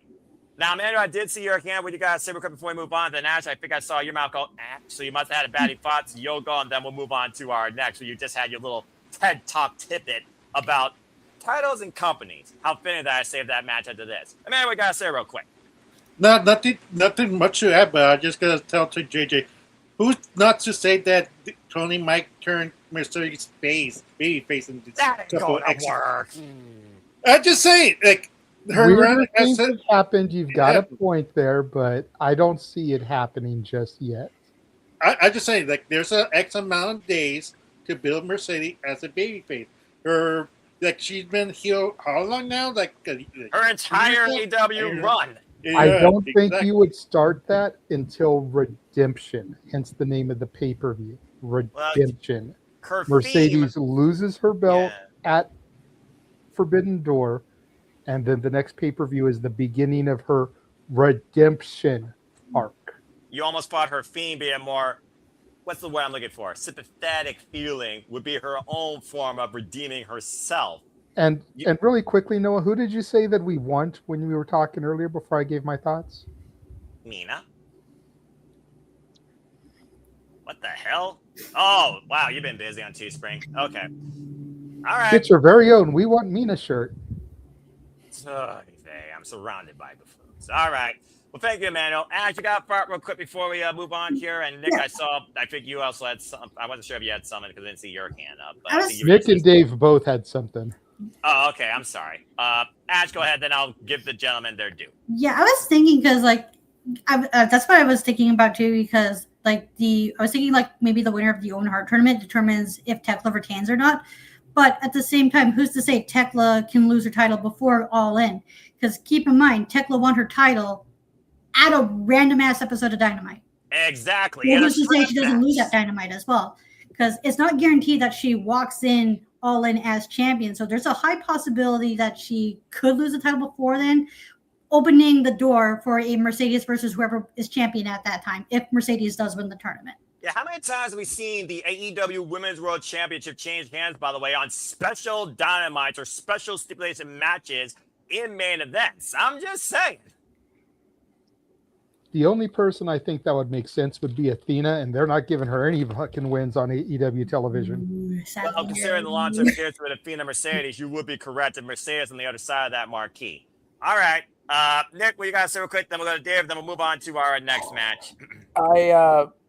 Yeah, I mean, you guys touched on it, that we have to remember there is redemption.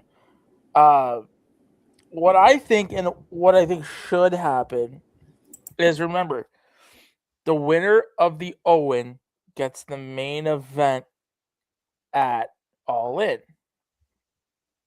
Well, what if Mercedes is the one walking in to All In as the champion? Because remember, if Maya World wins, you have to. If Maya World wins, that means she has a victory over Athena. Now, if we examine Tony's booking and just booking in general, how does Mercedes get her win back, right?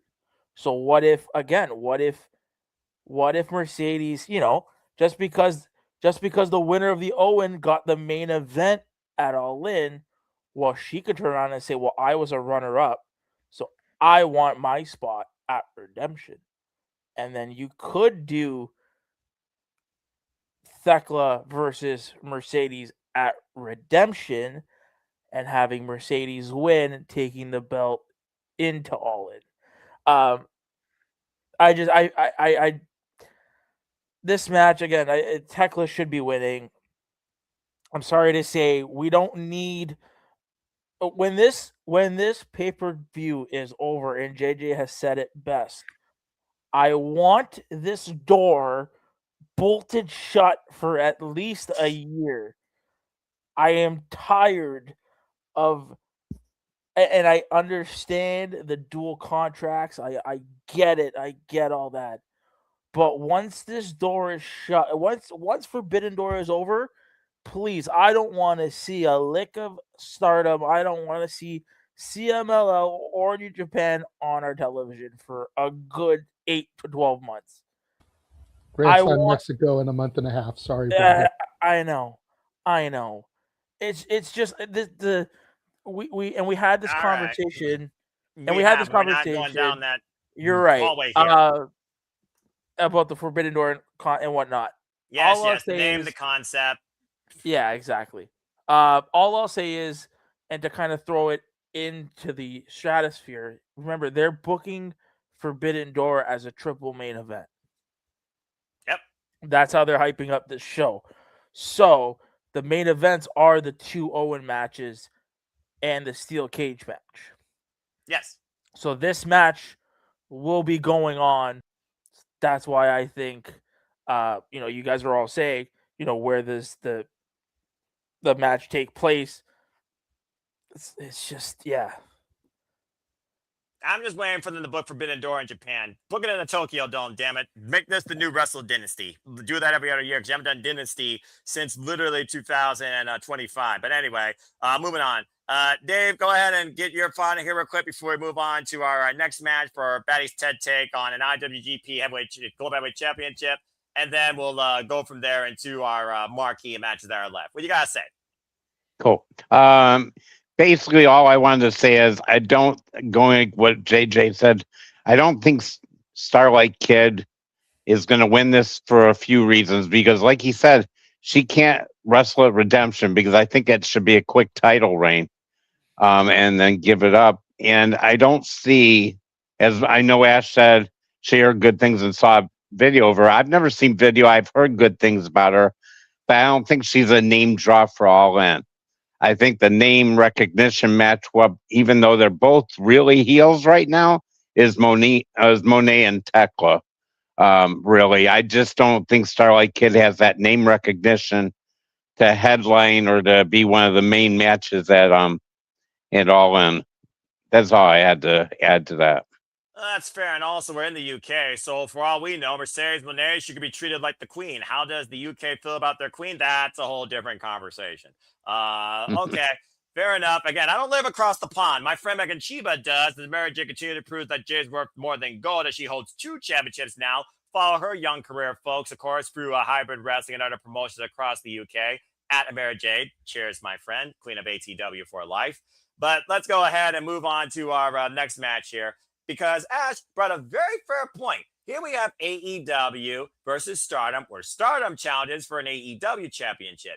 Here you have AEW versus New Japan for a New Japan championship. But again, this title, Yota Tsuji got the blessing of Tanahashi that this title will be defended against outsiders or intruders on New Japan's honor. Yota Tsuji already lost it once against a real Latino man.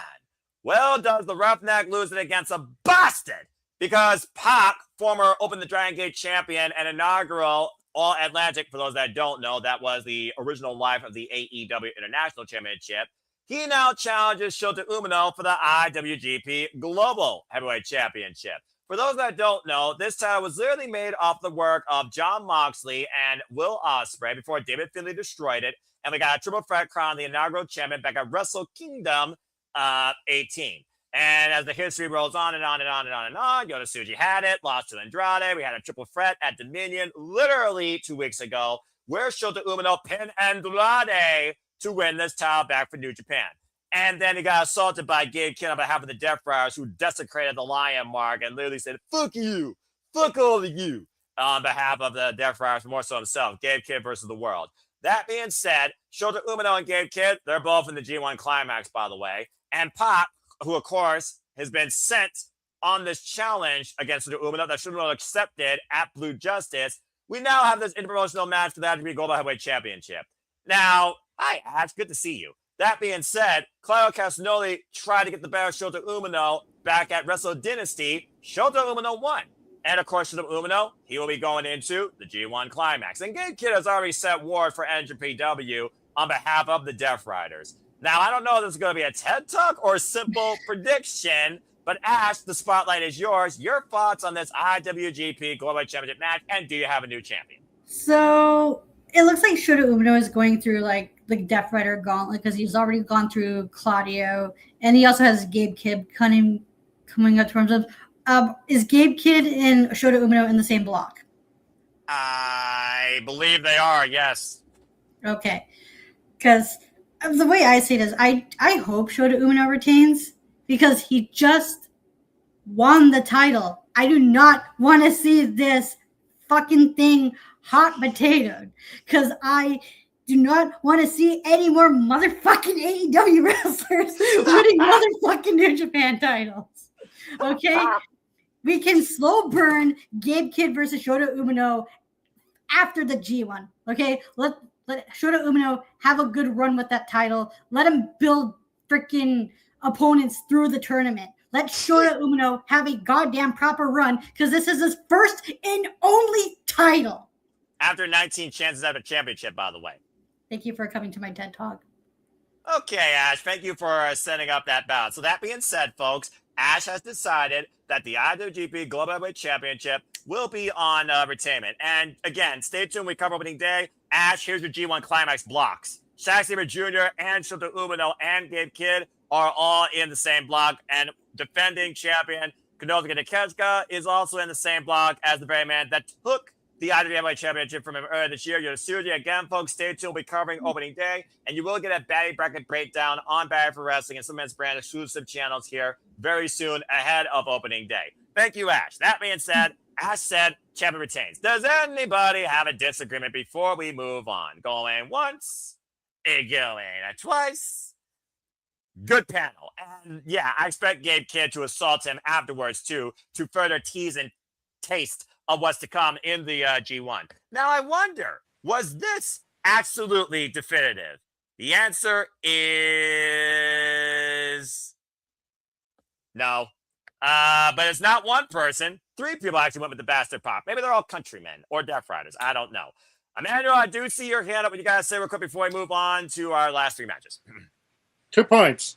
Who are these people? Are they getting the Emmanuel cards? Or are they getting this exclusive cards? Or are you getting my cards? Why are you stealing them? Anyways. Well, I mean, we are talking about Japan and the anime capital of the world where Yu-Gi-Oh! Was born. And again, if you want to know more about pop culture and anime, go follow Pop Culture Powerbomb on the X today. All right. Thank you, Emmanuel. That was short and simple. And second of all, isn't this kind of sad, Noah, that this is the first match we're unanimous that no, it's not AEW. They just fucking won the championship on fucking Dominion less than 2 weeks ago. You fucking hear me out. Hear me out. I'm saying that isn't it sad that this is the first not AEW outside? Like, look at the picture. You have New Japan, CML, Stardom, and this is the first one we're all unanimous that we're going saying, yes, a New Japan wrestler is winning. And basically, we all been saying AEW is going to win this. Isn't that kind of a sad kind of news? Well, when you put it like that, I guess there's some content to that truth, but it is what it is. All right, but that being said, thank you, Emmanuel. All right, straight up, we all believe that Shota Umino is retaining. Good luck against Gabe Kidd and good luck in this year's G1 Climax. You're going to need it, Roughneck. All right, good job, everybody. All right, so since Ash taught Japanese, it's only fitting that she talks about where she's from. because she's Canadian, but she's also a young punk. And also, she's our lovable dickhead. So, time for your batting analysis on what you thought was going to piss you off to the one match that you can't wait to call. And yes, folks, Ash and I know the call this Sunday. Time for you to shine not TED Talk, but shine your love for the text. Because Kenny Omega is going one-on-one with Zack Sabre Jr. in a match to define greatness. And what Kenny Omega said last night on Wednesday will be his redemption. Straight up, folks, this is the first time ever one-on-one matchup in AEW. But these two titans of the ring, the best bout machine and the greatest technical wrestler going today, held by Bryan Danielson to that regard in itself, might I add, are now going one-on-one here at Forbidden Door for the first time ever in an AEW ring. Straight up, the last time these two faced each other, it was back at G1 Climax 28. For those that don't know their math, that was 8 years ago, where Zack Sabre Jr. was still very much a young boy in his New Japan career, underneath the tutelage of the former King of Pancrase, Minoru Suzuki, as, of course, part of Suzuki-gun, underneath Taka Michinoku. So what? Of course, that's a whole different type of timeline there that I absolutely loved following. Of course, Zack Sabre Jr. taking New Japan truly for its own. Kenny Omega finding off diverticulitis on this new leash on life. We saw what happened when the God faced the devil at Dynasty. But Kenny Omega will Ospreay, both men holding each other accountable, being at charge bats. Kenny Omega still believes there's a chance he could be the AEW World Champion once again. And he thinks that this could be what pushes him towards that greatness, as Zack Sabre Jr. challenged him. It wasn't Tanahashi. It wasn't Jericho that formed the term Forbidden Door. It was this bloody freaking Brit, damn it, in my opinion, who I faced been involved in every Forbidden Door. Not to mention last year, defending the IWGP World Championship successfully against Najee McGuinness. So, straight up, and Zack Sabre Jr., by the way, will be in the G1 Climax. He's kind of had some good fortunes here at the Forbidden Door pay-per-view, but we are talking about Kenny Omega, where the next pay-per-view is a redemption. Dickheads. All right, Ash, straight up, it's time for a happy baddie analysis. Who do you got winning this one-on-one encounter? That literally caused Walter to buy the pay-per-view as soon as he heard about it. Kenny Omega or Zack Sabre Jr.? Can you make me go last? Because I want to hear what everybody else says first. Really? You want a whole group analysis? All right, Yes. Fuck it, we're actually ahead of time. Fuck it, why not? All right, we'll go the opposite way this time. Start with JJ.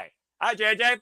What do you think about this match? We're talking about, again, so many different ways that we could look at all in when it comes to the World Championships. And we also are looking at, of course, the Forbidden Door term as a concept. But again, we've already pushed that so down far. The Ephraim, you might as well be digging a hole for the Europe all the way to Japan.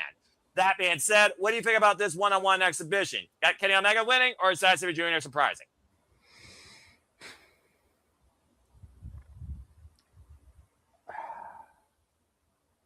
Can you come to me next to last? No, I'm just kidding. You fucking dickhead. No, I'm kidding. Look, at the end of the day, as much as I want to go for Zack Sabre Jr., especially since I got to meet him Mania weekend, especially since I had tried to call Ash so that she could talk to him on the phone and she ignored my phone call. Wow. Considering the very next show is Redemption in Canada, and Kenny by God Omega is Canadian, I think he's going to get the W here, and it's going to be Omega versus MJF at Redemption. Okay. So I'm sorry, Ash. I enjoy Zack Sabre not as much as you, but I do enjoy watching him, especially getting to see him live. He's jobbing. I'm sorry. All right. Shawn Michaels to Ric Flair. I'm sorry. I love you. Zack goes down. That's a hell of an analysis, though, considering you hold both those men to that pedigree. That's a hell of an analysis. All right. Well, again, though, let's be honest here. No one else in this panel knows more about Zack Sabre Jr. than Ash and me. So, again, let's go ahead and see if the other Canadian wants to say anything regarding Kenny Omega and what JJ said. And then we'll open the floor to the two that might not know as nearly as much as the rest of us. Nick, what you got to add regarding Kenny Omega from Winnipeg, Manitoba, Canada, and his road to redemption? Does it go through Zack Sabre Jr., or as Zack kind of like cheekily said, just stay out of the hospital, dickhead? What you got to say regarding this? I thought nothing good came out of Winnipeg, Manitoba. Kenny Omega is from Winnipeg. He is, actually, yes. Whoever said that nothing good ever came up from Winnipeg? I don't know what you guys are talking about. Y'all are crazy. Y'all have been hearing things. All right, Nick, speak, bro. This question, you guys up there can. I'm gonna answer your question with a question. Does Zack Sabre Jr. have any issues with anybody in New Japan? Is he feuding with anybody right now, or is TMDK feuding with anybody right now?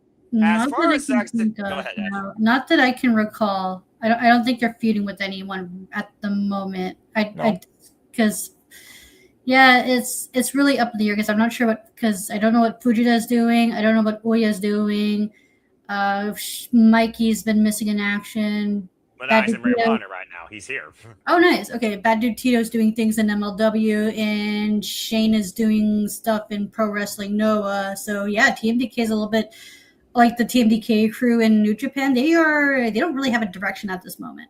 Okay. Yeah, and Zack Sabre Jr., the latest thing I can see going for him, based on what happened in that tag match at Dominion, he might start a feud with Uya Amara, who, ironically enough, is also in his block. Mm-hmm. So he has G1 Climax stuff going for him. That's about it on the Zack Sabre Jr. front.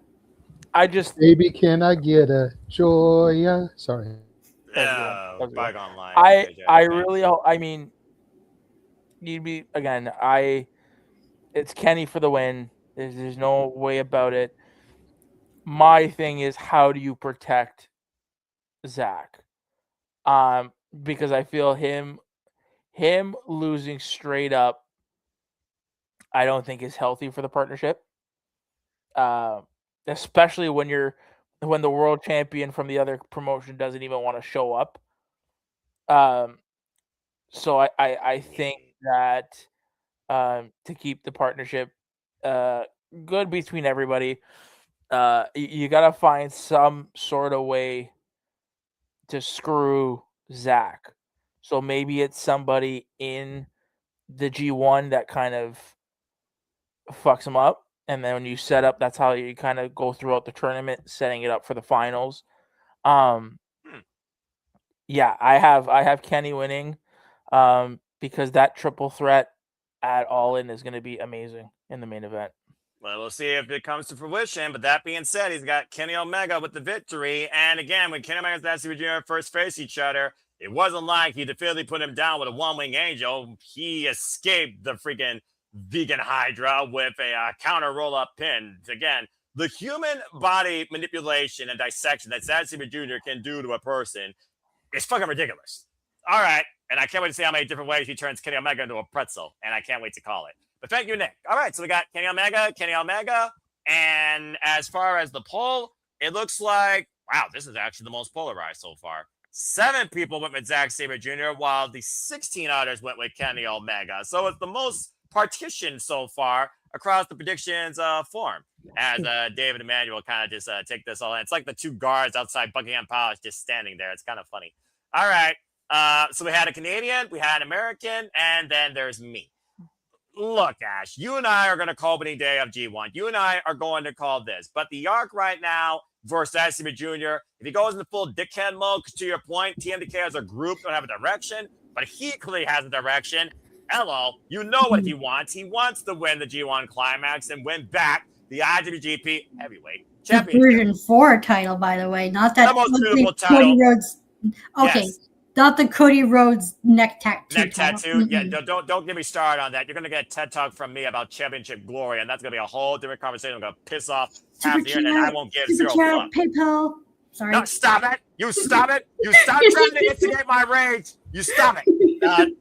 My name is JJ Williams, and I approve that message. Oh, shut the fuck up. That being said, I got to go with Kenny Omega, just thinking about again. There's so much right now. The story of AEW at the very top, Ospreay, Kenny Omega. That's subtle. Sit down in defeat after Dynasty. Set up the rest of the year for me to figure out the aspirations and expectations of what the top edge of AEW could be doing or could be involved with or without the AEW World Championship. And Forbidden Door is a turning point for both these men. One on the rise to his ascension. One on the start on the road to redemption. To either achieve that glory through Canada and through Wembley. That remains to be seen. It remains to be started.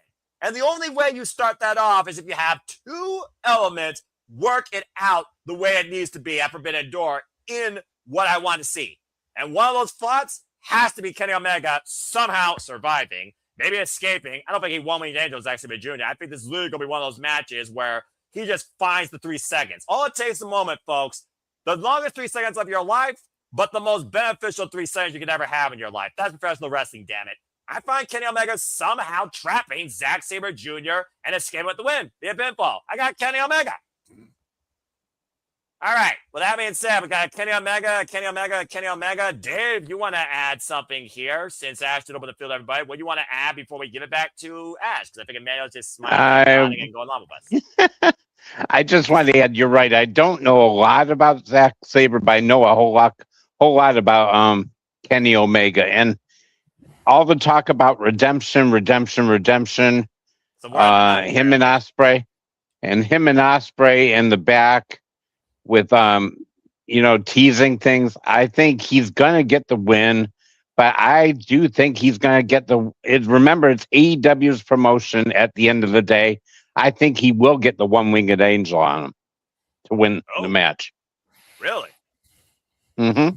At least that's my opinion. I may be wrong, but I've been wrong many times before. But I just have the feeling that. Show that.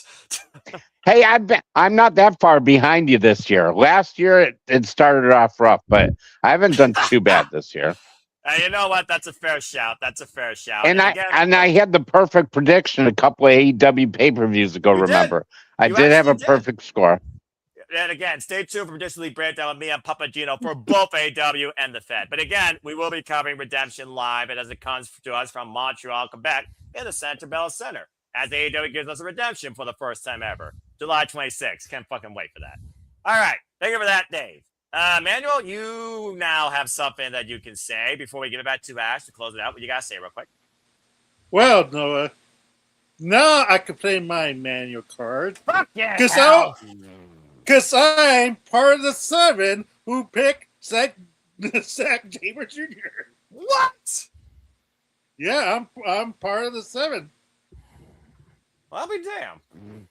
Go ahead. Yeah, this one I can't deny. I actually did go for him. Only recently because of how the list worked. I was looking at the list of matches and everything like that. We need more representation of the other companies winning.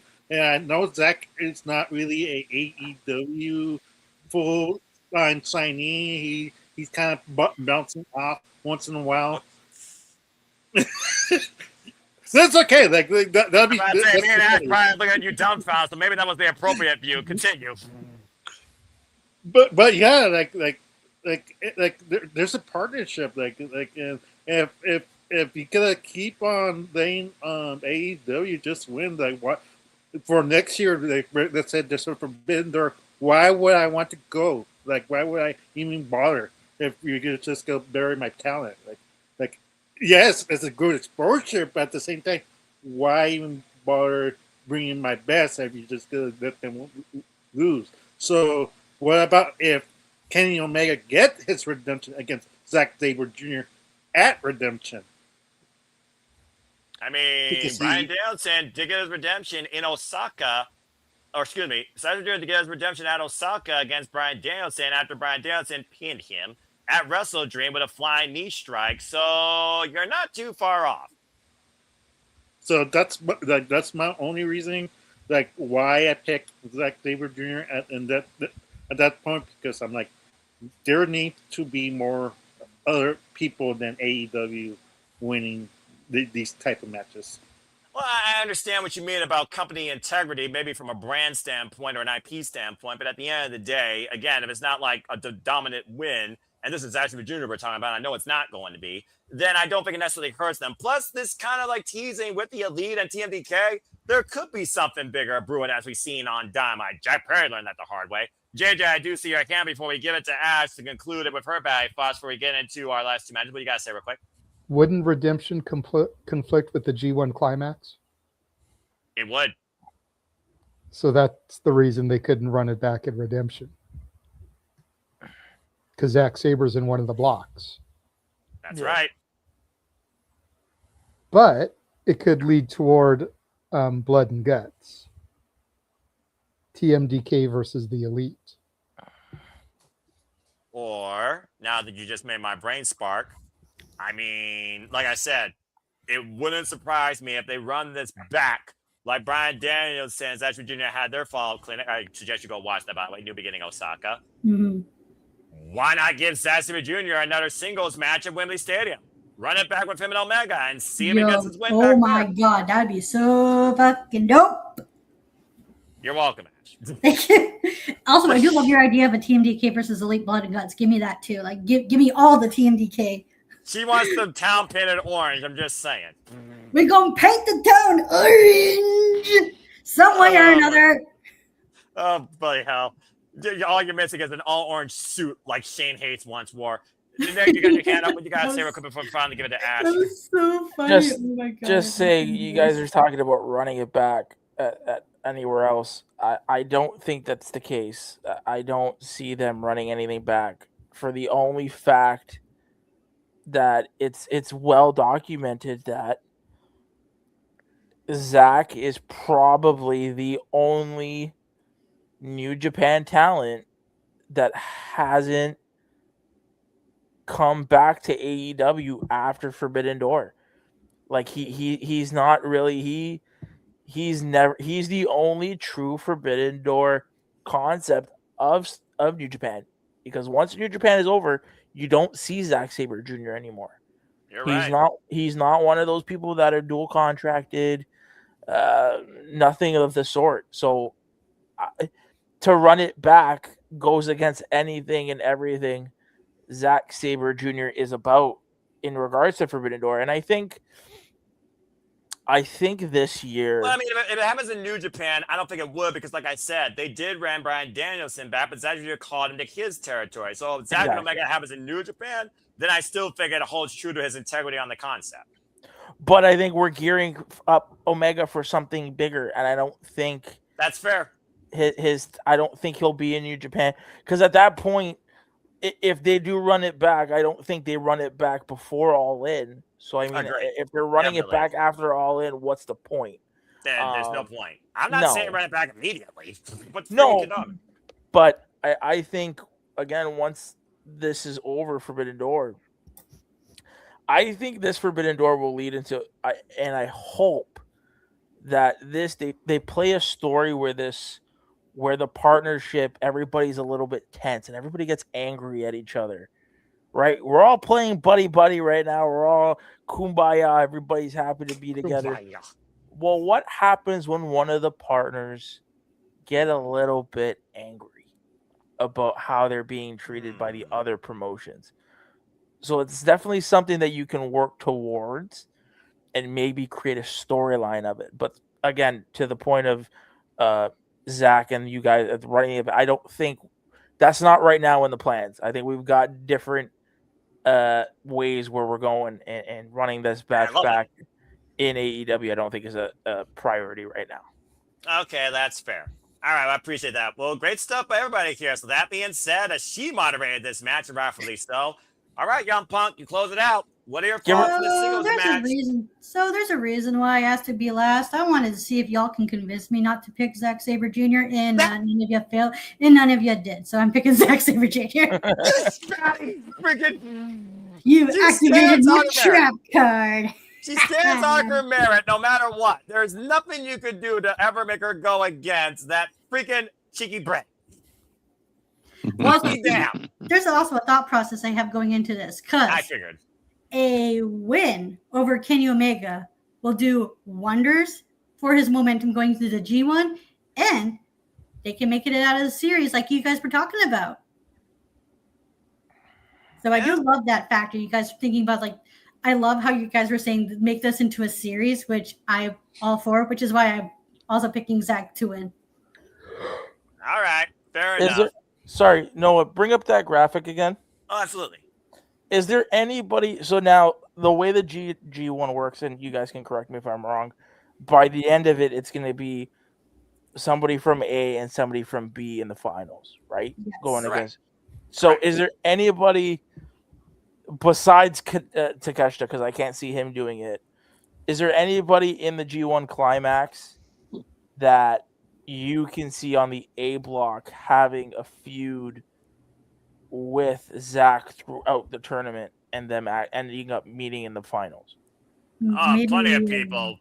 I mean, Sonata was the only time when Sonata actually wrestled where it felt like he was the most comfortable. Hiroki Goto, that was Dickhead Satsuma Jr.'s ascension last year, as you know, Ash. Shirakagi, I mean, yeah, I'm about to say. Shirakagi, Satsuma Jr. There's several people on that block, including a person yet to be determined in that block.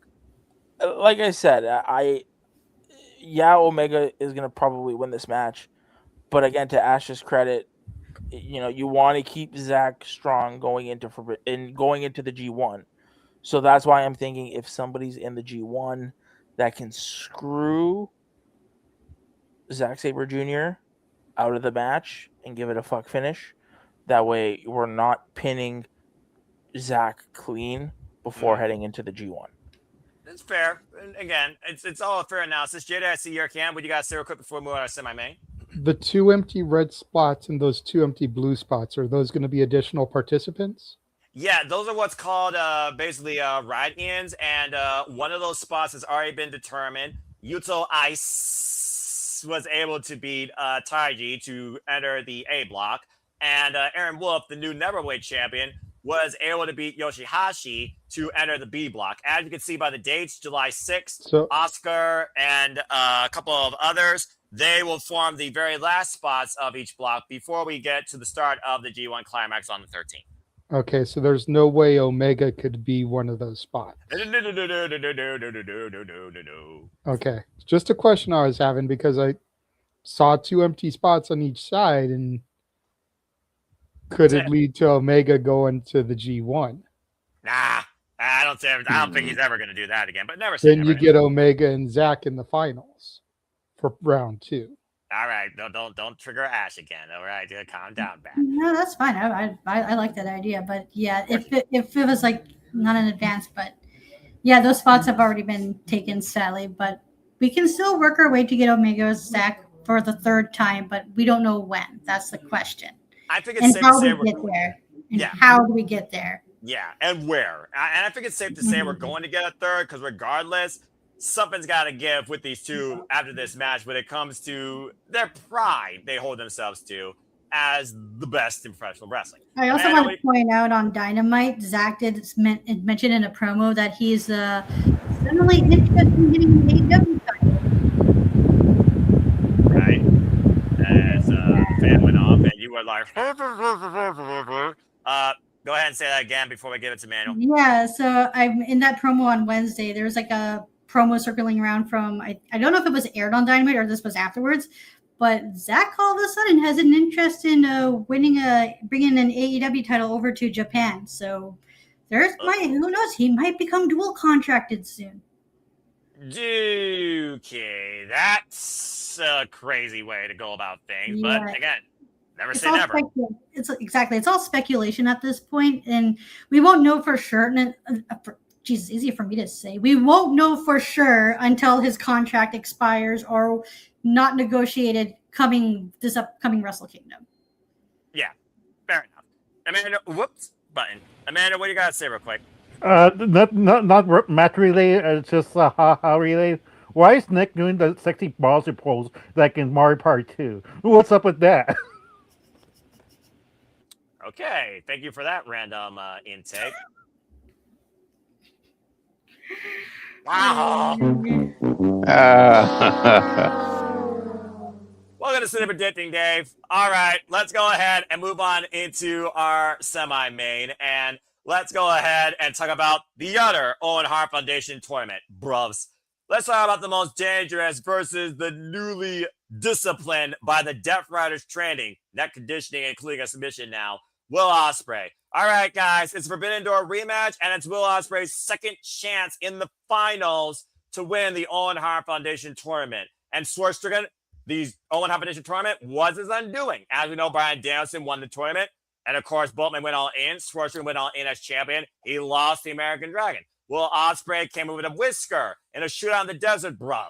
And of course, me and Ash called that. Him and Adam Page hit him with a buckshot lariat, and Will Ospreay was bounced out of All In as Ospreay convinced Swerve Heyman was the one. He was the one. He won it All In Texas. Now we look at the clock. Heyman can never challenge for the title again. And Ospreay and Swerve both truly have changed. One man says he needs this, looks for the power, looks for the glory. Will Ospreay says this is no longer about my redemption or ascension. This is my dream for my country. Bottom line, guys, Ospreay, Strickland, one of these men is going on into Wembley Stadium. Do we finally see Will Ospreay become what many people thought he should be? The ace of AEW, seasoned the AEW World Championship against a man he's already beaten, by the way, on that stage for a different title. Or does Strickland go back there to claim what he main evented at the last All In Wembley Stadium from a man he hasn't faced yet in AEW, or a man he already faced this year when he made this change about being needed? And of course, this might literally stem off what happens out of this and what Don Kyle's family members get to target the Triple B, if you know what I mean. Regardless, we're focusing on Will Ospreay versus Strickland, the men's own Hart Foundation Tournament Finals. Ospreay, of course, won his way after beating Samoa Joe and Mark Davis. Strickland won his way, of course, after beating both members of Brodito back-to-back, Bandito and Brody King. We saw both men send a very physical statement this past week on Dynamite as Ospreay beat ELP, and Strickland did the cop killer at Ospreay after he was trying to break the arm of Daniel Garcia, where the Death Riders have gone all in on Will Ospreay to the very end. And while he hasn't forgiven them, you can't argue what their training has done for him. So is he truly ready? Is he more dangerous than ever? Or is karma going to bite him in the ass where there might not be a redemption arc? There might literally be a fatality. A lot to give here, but something gives for sure this Sunday. One of these men's going to Wembley. The other is not. Let's go around the horn and see what y'all think about this. This is definitely going to be an everybody fought because we talk about the women. I think there's even more to discuss with the men, and I think very much additional cause, nothing of sorts is a clear effect, especially with the Death Riders looming in the middle of this entire epicenter. Fucking hell. Let's go around the horn and see what y'all think. Dave, you have not started a definitive match, but I think this is one match that you can start because you know both men very well, and you know the importance of implications. So for the first time in Civic history, the floor is yours to kick things off. Who you got winning this year's men's Owen Hart Foundation tournament? And then we're going to go clockwise. Thank you, Noah. Definitely. I think this is the match of the night, and this is the match I'm looking forward to the most. Definitely, Ospreay is going to redeem himself from last year. He's headlining in London, whether it's against Omega or it's against MJF. I think definitely Ospreay is going to take this and run. But the story's still not over. Even though he's with the Death Riders, there's got to be an end game to the story because he hasn't forgiven them. They tried to take his career. Something weird's going to happen. I don't think it happens here. I think he gets past Swerve and heads to All In. All right. That being said, he's got the bruv going all in. When the misses, of course, failed, and I saw that sad embrace, I was holding out for Ospreay too. Mr. and Mrs. Bruv, champions of AEW, please, Dave, just saying. All right, well, thank you, Dave. She's going to be a tag. She's going to be a tag team. His wife's going to be a tag team champion. Like, seriously, I freaking hope so. Damn it. All right. Well, that being said, Dave Chevrolet set the ballot to really, Emmanuel. And you know, through games and movies for more of this nonsense on the N64, one of the hardest games ever played in N64 history. All right. Let's go back to normal here. Thank you, JJ. All right. Thank you, Dave. He's got Will Ospreay. It is not definitive here, JJ. It is 96% in favor of Will Ospreay. One brave soul picked Swerve Strickland to rule Swerve's house. Again, though, how many times has Swerve taken this chance this year to seize power and glory at the expense of the AEW World Champion or a top-tier contender or the AEW title and failed? He first tried against Kenny Omega, failed. But there is one thing going for Swerve. Ospreay has yet to beat him. So again, just keep that also. And Prince Nana very well might be instrumental here. But then again, the Death Riders, every chance, we've seen them. We saw how instrumental they were against Mark Davis when it became an all-out war in that main event. Good Lord Almighty, it might have been the Don Callis family versus the world. So, JJ, what do you guys say here, starting with as far as the Owen Competition Tournament men's finals go, with Swerve, Strickland, and Will Ospreay? What do you got winning? I am Team Bruv all the way. I said it when the Owen was announced that it was going to be Will Ospreay. Before they even announced the brackets, I said it was going to be Will Ospreay. You did. You know, it's all in. It's Wembley. It's the championship.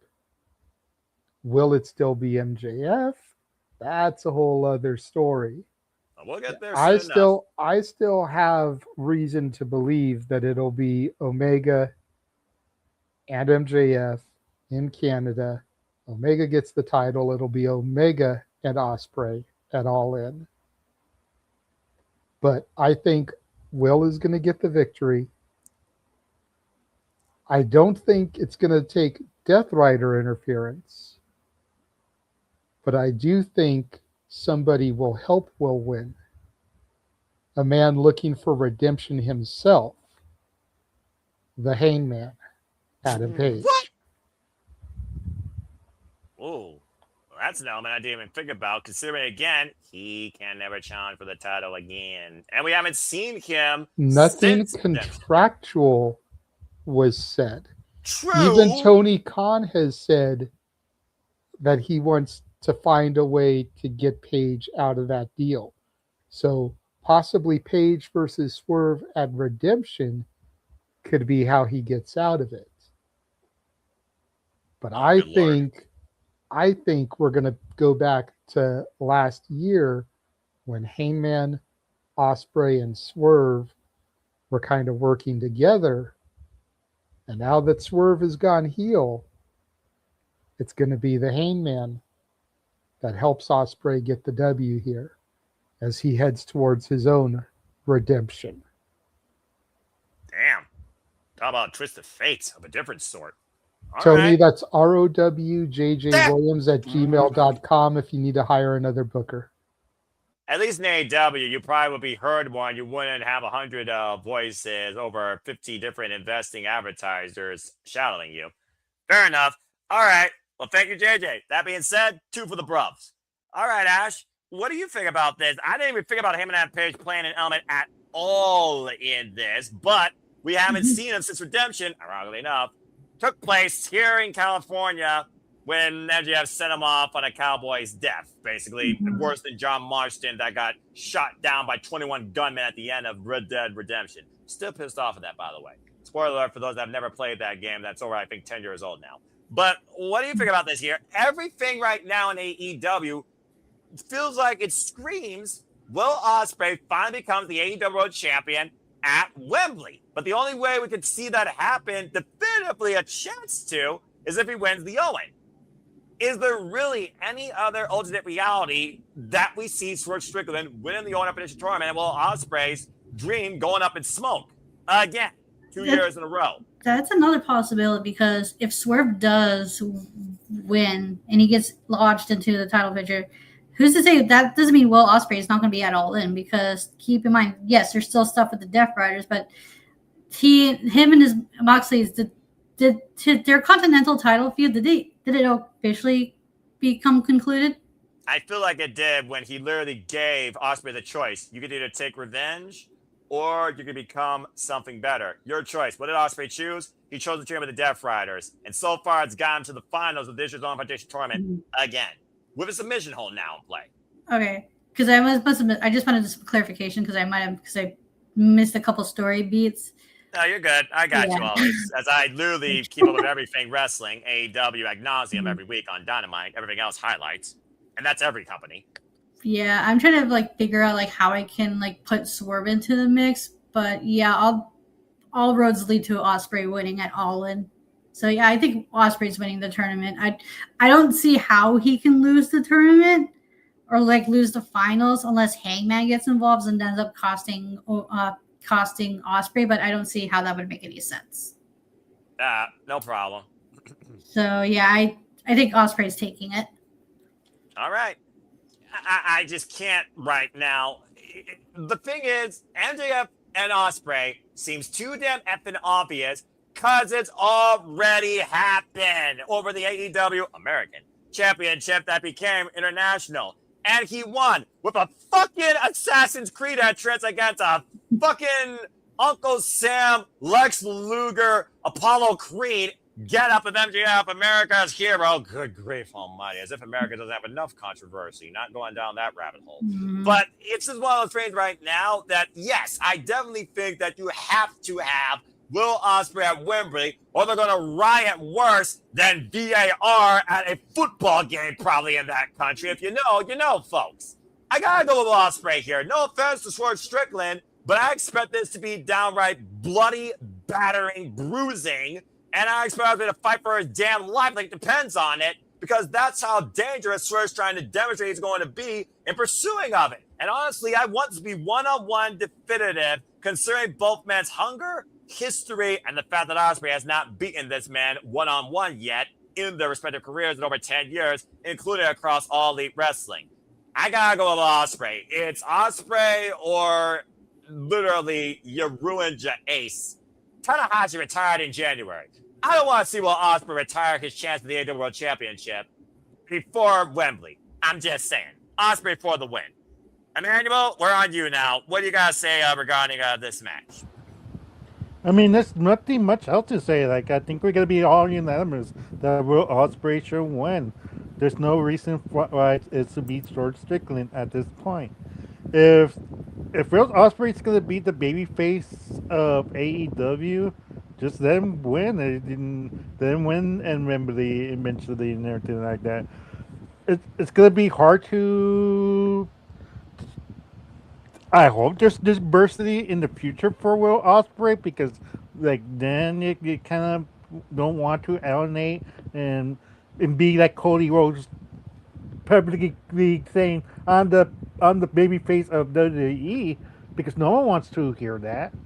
Like, and you're just gonna push away fans, and just like hopefully he has diversity, he has opponents, he brings the matches up and make fire burners that we know that he's capable of doing, and just let's see where it goes. Like, and because if Will Ospreay like loses, I don't know what you do at that point. What do you do with Ospreay? Like, does he get his redemption and redemption? I don't know. Like, what do you do? I don't know. I mean, how many extra lives, how many different continues do you put into the machine before it stops working or before it gets too old to play at a game again? I'm just saying. I thought last year might have been it, but Texas, everything they did made sense.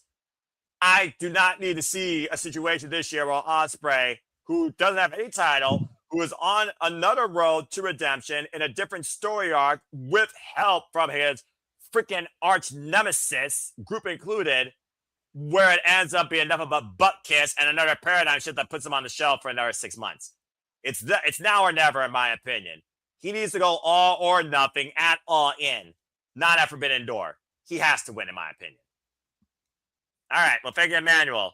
All right, Nick, that's why I saved you for last, because I feel like here, this is the one thing that everybody has said that even you can deem makes sense, and even the result that I'm sure you're going to say has to make sense here, and everything you're trying to set up for redemption and freaking all in as we start the summer of AEW. So simply put, Ospreay, Swerve, say your pick.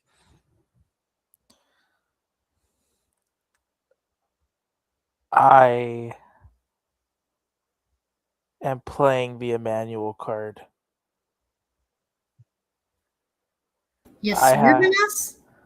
Are you swerving me, boy? Or are you on something that I don't know that Canada has? I have Swerve Strickland winning the Owen Hart Cup. What the fuck? And hear me out. We've all said this is Will's tournament to lose. Yes. How much of a ride does Tony want to take us? I think, and they'd have to tell the story in a certain way But after kind of thinking about it, I feel like, because listen, Swerve's thing is always about power. He wants power in AEW. That's all he's been looking for is power. Yes. Well, how much more power do you need than having the right to be in the main event of your biggest show of the year? I think I think there has to be some way or somehow. I don't know how they should do it, but I can see them doing Swerve Strickland versus Kenny, that being the announced match, and then just before All In happens, somehow you add in Will Ospreay and you make it a triple threat match. Sounds like regardless, you're just trying to get a triple threat match booked at All In versus the singles. Why not? I mean, It hasn't been done yet. No. It hasn't been done yet. Okay. So, you do Will versus Kenny versus Swerve, and that moment there is where Will finally pins Swerve Strickland. Wow. All right then. Just when I thought that I couldn't get a crazier curveball tonight, you dropped that shit, and it actually is very compelling. Thank you, Nick. Dave, I see your hand up. What you got to say real quick before we move on after that bombshell prediction to our main event? Sheesh. The only way I see that happening, the only way, is if we get swerved, and after all this help that the Death Riders have given Will, they turn on him. That's the only way, because you still see a couple of the guys in the Death Riders are not. Well, one in particular that's really not a pro Will guy, and that's back. You haven't really seen him be friendly towards them. Everybody else has. But I mean, I think that's the only way you see Will lose this match is if the Death Riders turn on him, because Nana's going to get involved in this match. There's no doubt about it. He did the other night when he caused him to get the house call against him after he tripped up Will. And I still think also you go by wrestling 1-on-1 with that, because Swerve got the upper hand at the end. And so I don't see that happening. It's a good go out there to have Tony totally swerve us with that, but I don't see that happening. It could be a thing. They could really. You can really tell the story of, Will's been in the Death Riders and he's been learning, but is he ready to do what needs to be done to get to the main event? And you mean like the kill shot, because Swerve has proved that against Hangman. I mean, there's been several matches to that effect, and he's always saying he's the most dangerous man in AEW too. He had the kill shot since Lucha Underground. You both make very compelling points, and now at the forefront of the story of the AEW World Championship, if you're trying to remove MJF from the equation, the three men at the forefront right now are Swerve, Ospreay, and Omega, with Jon Moxley playing outside puppeteer, master manipulator with what he's trying to create, the most dangerous weapon in Will Ospreay, who has yet to hold the championship. What move has Swerve Strickland been using to finish matches? What move haven't we seen Will Ospreay use, because he himself has said it is too dangerous? The Tiger Driver. Because he used it against Daniel Bryan. The Daniel Bryan move. So what if the only move to put away Swerve is the Tiger Driver 91, but still can't do it? Will that be a message to John to tell him that maybe you are not ready? Maybe you're not ready. And the only way for him to be ready is to hit the Tiger Driver 91 on Mox. If the Death Ground gets put into play prior to that, I could definitely see that being the death note to the Owen Competition tournament, Will Ospreay does what he needs to do versus what he wants to do to finally go all in. How bad are you willing to achieve a dream versus a lust for power? That's the story of this year's Owen Competition tournament final, period. Wow, guys, well done. And a hell of a story you wrote, Nick. I'll give you that. But let's be real. I think, that's what we wish. We wish that. Well, Tony you would, wish. I didn't conceive Yeah. that, honestly. It goes back to what JJ usually says. My heart would love a story like that, but my brain at the end of the day, it's probably going to be Will. But just imagine what television we'd get from Redemption to All In if they just put a little bit more effort into it. If that story does happen, not during that time, but some point down the line, full credit goes to Nick Ferrante's film on the next day and support his Mrs. Work, because that sounds fucking amazing. Now I need to see a triple threat with Swerve, Ospreay, and freaking Omega before any of those men are done. That needs to happen now, just period. Okay. And throw in Adam Page and do a fatal 4-way then.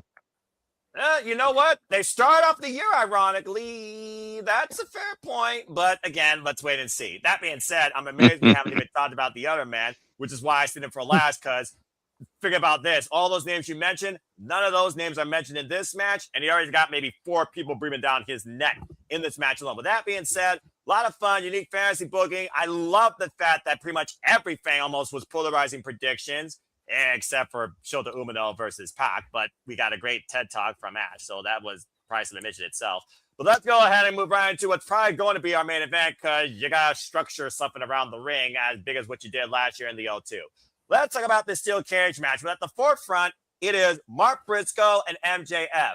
Where Mark Briscoe wins, he will get a shot at the AEW World Championship. The Triple B, held by everyone's favorite scumbag, MJF.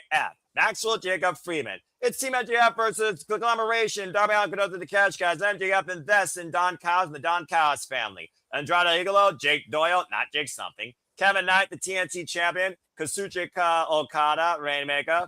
Beach. Kyle Fletcher, the Proto Star, and of course the man at the front. MJF, the AEW World Champion.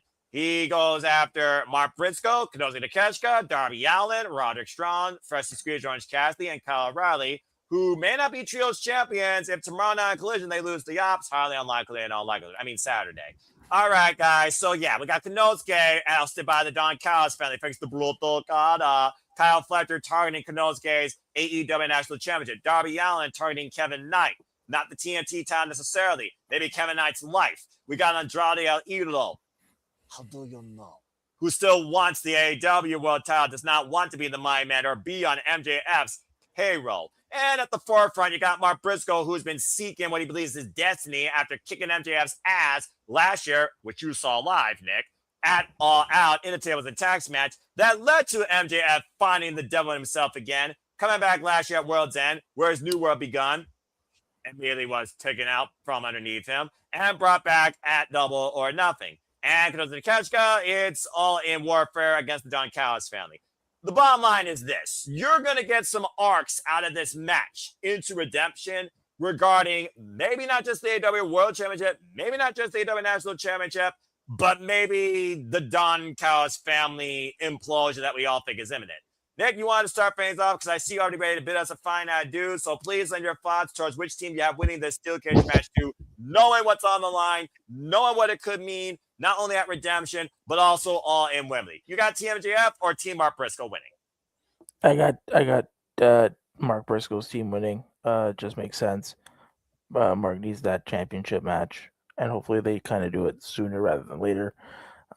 We got more important things to take care of. Yeah. So I got Team Briscoe winning. And with that being said, I am going to wish y'all adieu. Thank you so much, Nick. Again, Love you guys. folks. Good night, Nick. Nice meeting you.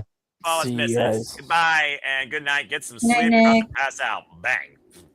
And then number 5. Thank you, Nick. Again, we got to get a Burger King type logo theme plug for him and his missus stuff. Just saying, producer man. All right. Thank you, Nick.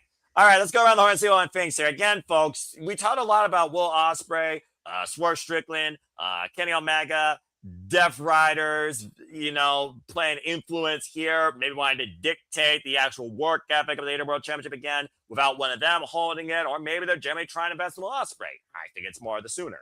And MJF has already promised if his team wins, Kevin Knight, fine, kid, you get a shot. I don't think Andrade and MJF work well together. How you know? Because he decked him last night on Dynamite, and then he got dropped with a J Driller. The one move, by the way, that MJF has yet to kick out of. Mark Briscoe hit him with it last night where there was no match involved, but it could very well lead to AEW Championship indication. Just saying.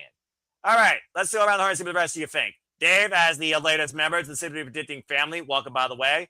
Len, your thoughts next. Do you agree with what Nick says? Is it as simple as that? Does it make sense? Or does MJF oust him once and for all from the AEW Championship picture with so much else going on between here, Redemption, Beach Break, and, of course, going all in? What do you think? Thank you. No, I appreciate again having me on too. I think not only is the good guys going to win, Briscoe will probably get the title match, and it'll probably be a Dynamite. I don't think it'll be a pay-per-view. And I think the one that's sitting in Callis's family that's going to take the fall, I think, is Jake Doyle. I think he's the one that's taking the fall. Also, he is an anomaly. also, I think Andrade.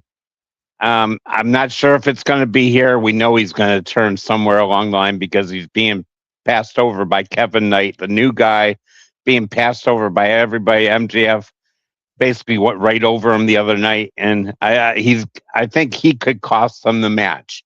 Also, I just think after he got hit with the diamond ring the other night, I think it's probably going to be Andrade costing them the match too. All right. That being said, 2 for Team Mark Briscoe. All right. Let's see here. Emmanuel. Wow, this actually is really pretty polarizing. I'm impressed here. 61%. That's the majority. Went with Team Mark Briscoe.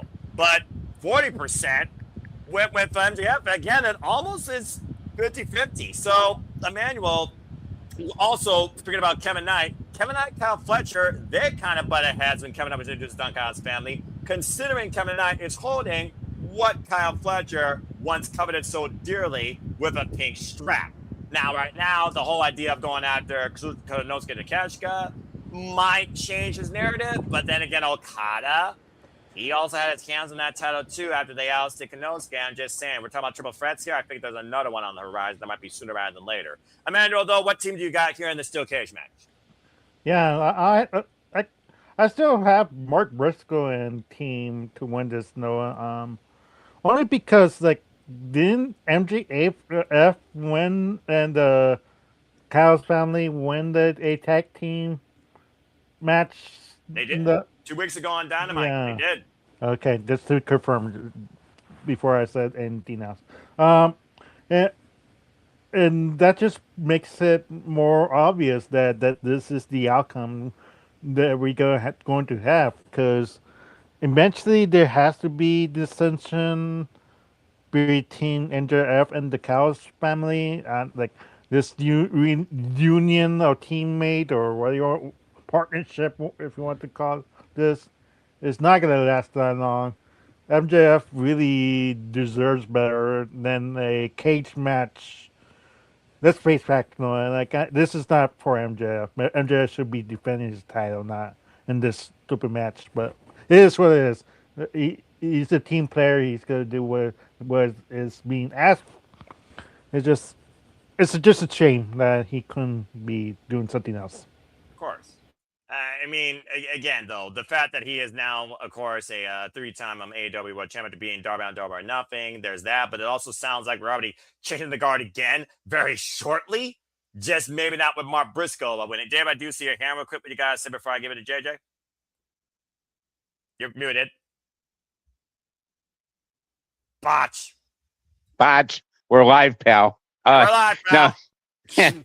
I think the reason that you're seeing this match is because I think they gotta hide MJF a little bit, because I still think it may not be a serious thing, but I think he has a knee injury, and I think they're trying to hide it, and that's why that match.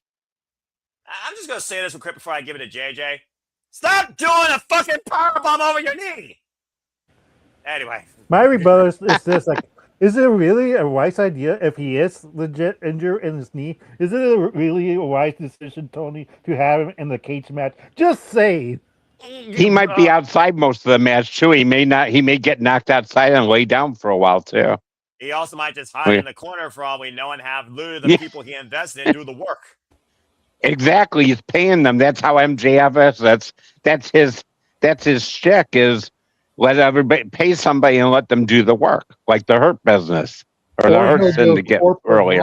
And he'll be on commentary for half the match. I can see that honestly, just to piss off Tony Schiavone, and God bless Tony Schiavone, the most unbiased, just don't give zero fucks, working 50 years in the business still. Again, JR, God bless you, man, but you need to take a step back. And shout out to Rebel, by the way. Please show support for her, Rebel Hart. I watched Schiavone before most of you were born, so. I got gray hair on my side, in case you're wondering, and I'm 34 years old, but okay, I'll take that. Hey, I'm almost 60. I'm going to be 60 this year, so I've got some years in you. God bless you, JJ. You're no longer the oldest. Woohoo! That being said, hey, I don't mind being the oldest. That's all right. You got. Hey, you gotta respect the elders. You're the most seasoned. You're the wisest. You're the most seasoned. So there you go. We got the. I'm the wise man. Yeah. The Emmanuel, the most seasoned and the most creative. That being said, let's go to the most creative. Hi, JJ. Your thoughts on this? I mean, Kyle Fletcher, Okada, Konosuke. You could figure out that triangle however you want. The reduce, reuse, recycle. But Mark Briscoe, MJF, something's got to give here. Close the book on this. Yeah, there it is. I'm running about Doyle. The Doyle, he's here. You got freaking Andrade Eagle. How you know? And MJF and Don Callis. Call that what it is. And then you got Kevin Knight and maybe Kyle Fletcher and Kevin Knight and MJF. All of these moving parts and Doyle. Yeah, it does it not feel like this Jenga tower is just one piece away from falling over, called the Don Callis family under MJF's payroll. What do you got to say regarding the steel cage match? What team do you got? So this match is interesting because I've talked a couple times about Omega winning the title at Redemption. Yes. But if there's one reason for Omega to not win the title at Redemption, it's the fact that Andrade may cost MJF the match, setting up El Idolo versus Maxwell Jacob Friedman at Grand Slam Mexico. How many times have we heard Don Callis says, just play along, just wait, and I will make sure you get your title match. You remember the last time that someone wanted to play on Don Callis' schedule and win the business for themselves? What did that lead to? Oh, yeah. Konosuke winning a championship and then being ousted by the Don Callis family the hard way. But nonetheless, who's a champion? Anyway, continue. And then you can go ahead and bring that down. Yes. And then in regards to when Briscoe would get his title opportunity. Beach break, Wednesday, July 8th. That way you squeeze that in before Redemption. Yep. It's a TV special, so it would make sense for MJF to defend it on it. I'd be for it. We're calling it. And yes, folks, we will be covering it. Maybe I won't be in a suit. Well, actually, I still will be. I'm always going to be in a suit. But I think for Beach Break, you ought to break tradition and wear like a tank top and sunglasses. What? It's Beach Break, man. Take a break I ain't gonna do that shit. And wear some beach attire. I don't got no beach attire. I got short sleeve polos. Okay, then do a short sleeve polo at the very least and sunglasses. Sun's out, guns out, Noah. Maybe. No one needs to see these, all right? They're freaking twigs. But okay, JJ, continue your thoughts. Okay. But yeah, I mean, it's obvious that Briscoe's team is going to get the dub, I think, because then you set up another title defense for Max between here and Redemption. Like I said, you probably do it at Beach Break. You're not going to do it at Dynamite in San Diego the Wednesday after this. Not unless MJF just wants to literally get this done real quickly. I mean, if MJF's controlling the narrative, I'm just saying. But MJF is controlling the narrative. He's not going to go through a cage match and then 3 days later put his title on the line. He's going to make Briscoe wait as long as possible. That's fair, actually. I can see that. And, like, you can and again, Beach Break is a special. It's not a pay-per-view, but it's a TV special. And it'll be right before Redemption. So it makes sense to squeeze it in there. That way you can still build towards what is probably going to be Omega versus Max at Redemption. Fairway to Hell had Darby Allin versus Pac for the AEW World Championship, so TV specials have definitely had the title on the line. But I think this match is going to definitely set up the one match with Briscoe's team winning, and then potentially set up the second match in Andrade versus MJF at Grand Slam Mexico. Which would actually be after Redemption, because I believe that is August 5th, which is also between and before All In. Yes. Mm-hmm. Oh boy. All right, we're setting up the summer for MJF, and it's not looking like a happy one. No good vibrations for him. Well, at least he's got Alicia too. All right, thank you, JJ. That right now, definitively, it's still Team Art Briscoe, which just leaves our Canadian friend Ash. So Ash, bring it home. Team Art Briscoe versus Team MJF. What falls apart first besides Mark Briscoe's own epidermis against the steel cage? I'm expecting this Briscoe to bleed, man. What do you guys say regarding this? And let's also put this out there. Tomohiro Ishii was assaulted prior to this. You know that Don Callis and Don Callis' family are going to have a plan to try and isolate a man out of this. As we've seen in insert steel cage match with teams here, how many times you try and take advantage without even having a woman up advantage, and still somehow you get fucked. Hello, Black and Gold NXT with freaking Undisputed Era versus Ricochet, Pete Dunne, and War Raiders. Most recent example for me, I'm just saying, but that's all different cards another day. But I expect my boy to come back with a vengeance. But go ahead and lend your posters this. I was gonna say, I have also Team Briscoe winning as well, setting up for Beach Break. Ash will be in her own beach attire during that call, I assure you. I won't be able to because I have assistant manager duties that day. I'm going to be closing up shop. Closing time, and it sounds like we're calling closing time on MJF's run at All In, but that again is hindsight, not a reality, and I'm just messing with you. But all right, also, that's Redemption. I might be able to do for Redemption. I won't know for certain because right now I don't have any assistant manager duties, but they might have me doing other duties that day. So that's pending right now. So I'll keep y'all posted when the time comes. As always, prayers are passions, protect your mentality, and just do your best when you can. But I expect MJF is not going to enjoy Sunday night after this. No, not at all. Look at this friggin' matchup, by the way. We talked about everybody on the opposite team except Doyle. It's like the extra person that used to be in Evolution before Randy Orton took the spot, or who else was a body inside a freaking faction. I think you brought that up once with the... It was Batista that took the spot. It was Mark Jindrak originally in the vignette. Yeah. Hey, no, I mentioned Doyle. I said he was going to get pinned. He did. That's You're true, right. yeah. That's fair. That's Doyle's role. Is the pin here. He's Austin Theory. He's Austin Theory of the Callis family. Oh. That's fired. That's just wrong. Oh, I think I knocked JJ out. Wow. Am I like the only person here that actually likes Austin Theory? Very much. It's not that I don't hate the guy. I just don't really care for him. He just gives me nothing. He's how I am towards Hangman Adam Page and Caleb Newman is the same way I'm towards Austin Theory. They just do nothing for me. Nothing. Not a damn. But she's not wrong, though. Like, seriously, he's like, he's a body. He's there. But that's always been the trope with each faction. Look at how many times Bobby Fish got injured during the Undisputed Era while Roderick Strong, Adam Cole, and Kyle O'Reilly led the way. It's been a trope for every faction in wrestling history. There's always been, it's this guy. It's this guy. It's this guy. Even in the Shield, despite all three of their success efforts, John Moxley was still like, it's this guy. or excuse me. Yeah, he was the third guy, definitely. He was now, definitely honestly, the third though, guy. AEW, whole different effing story. Mm-hmm. All right. With that being said, though, he's not involved in this. How ironic, by the way. 2 years been in a row. Ending in a steel cage match. Last year went all out. This year, sanction.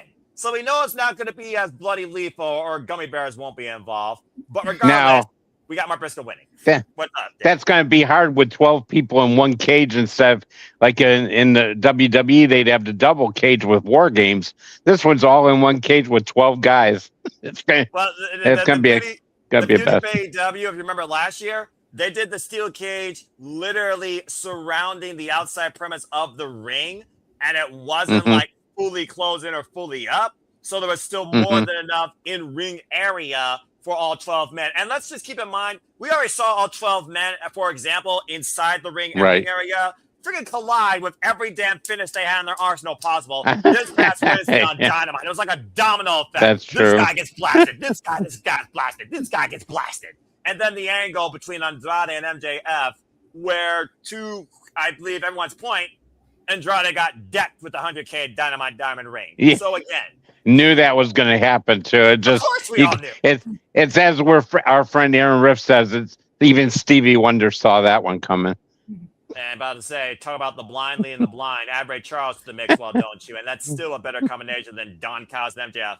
Regardless, this is just going to be fun to call, and this is just going to be a clusterfuck of nonsense. Team freaking Mark Briscoe for the win, and then set up Darby Allin versus Kevin Knight, and Kazuchika Takeshita versus Shuchiko Okada and Kyle Fletcher, and MJF versus Andrade El Idolo down the line, and see who leads the Don Callis family next. But that being said, that's Forbidden Door. So again, folks, what are your predictions? What are your thoughts? Do you see someone else stepping through? Does somebody shining the brighter outside AEW? Who goes all in and does redemption cause for revenge, ascension, or a whole different level of a whole different dynamic of progression? All these and so much more of what ifs to figure about starts this Sunday at Forbidden Door. And me and Ash will be calling it live here at the Sim Baba Studio. So stay tuned for more on that. But with that being said, thank you so much once again, everybody, for tuning in. Let's go ahead and do our plots and get the fuck out of here and get some sleep before we go any further into this insane madness that is an AEW pay-per-view that we all thrive off of, or at least I do, because I'm crazy. Dave, an absolute pleasure having you participating for the first time ever. May it not be your last. Please tell where the people can find you and connect with you and what you do. Thank you. No, definitely. I'd love to be on again. And it was, again, nice seeing you and JJ. And JJ's seen me a lot in the last week. And it's great meeting Ash and Emmanuel and Nick, of course.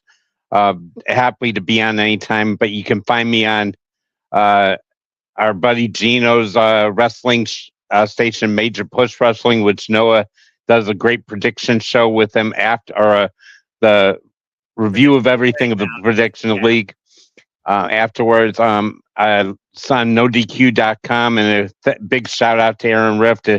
If it wasn't for him, I would have been had the pleasure of meeting JJ and Noah and a lot of the other gang that we hang with, and it's a great community of wrestling. And again, I appreciate you guys for having me on, and thank you so much. Yeah, it's an absolute pleasure, Dave. And thank you again, and continue to just keep enjoying life and enjoying wrestling. And you're always welcome back or anytime on Silly Predicting. If you want to go to bed or get your birds some rest, you're more than welcome to disconnect, by the way, too, as we just conclude these shenanigans. Thank you so much again. I'm on vacation. I'll say to you, I'm on vacation. All right, good deal. I welcome that too, but I always know, again, based on people's times, we all need Z's, and I literally got to get up for work in 5 hours, but this is my dedicated madness to this forum that I love doing. So again, thank you. Emmanuel, you pull the Emmanuel card again, as you do on every occasion. The day that you're on Sleeping Dinner that you don't do it, that's the day it's officially retired. Go ahead and tell where the people can find you, engage with you. When did I even agree with that statement? I made it official. I'm the damn host here. Anyways, you can find me in interactive games and movies. Hopefully, you two could be nice. Like, give me something. Like, don't say just say no. Yeah, don't say it's blocked. It's copyrighted because and I'm not showing anything. Like, it's just me watching the movie. So work with me, YouTube. Like, and the other channels get away with it. They actually show footage. What's up with that? What's up with that? Freaking pulling a Yeah. hurricane. But you can also find me at Facebook at Emmanuel Dominguez, EDN7324 at Instagram. You can follow my my sister Arlene Dominguez on Facebook, Arlene Dominguez on Instagram, and ADN72244 at the X. And I can say that right now because she's at work, so she can't beat me up, and it's not in the vicinity. Watch, the chocolate's going to fly into the frame here any moment. No, she's actually not here, so. Okay, fair enough. All right. Thank you, Emmanuel. Ash, as always, appreciate your baddie takes. Always appreciate you. Thank I'm looking you. very forward to calling this prayer with you. But go ahead and tell what the people can further engage and find you. Yeah, it was nice meeting you, Dave. It's nice meeting you, Dave. You can find me on X, the app formerly known as Twitter, at ShadowBadAsh, occasionally talking in the spaces once again, but mostly listening in. And subscribe to my YouTube channel at Baddie for Wrestling. Don't be a dickhead. Dickhead. There it is. Thank you, Ash. I appreciate that. Yeah, and again, because Dave did mention it, shout out to my fellow statistician analysis breakdown bruv in Papagino. Follow in Papagino 17 a day on the YouTube. The major push, particularly breakdown in the Rocket League all summer long. Follow Papagino today. Appreciate you, bruv. See you Monday evening for NOC. All right.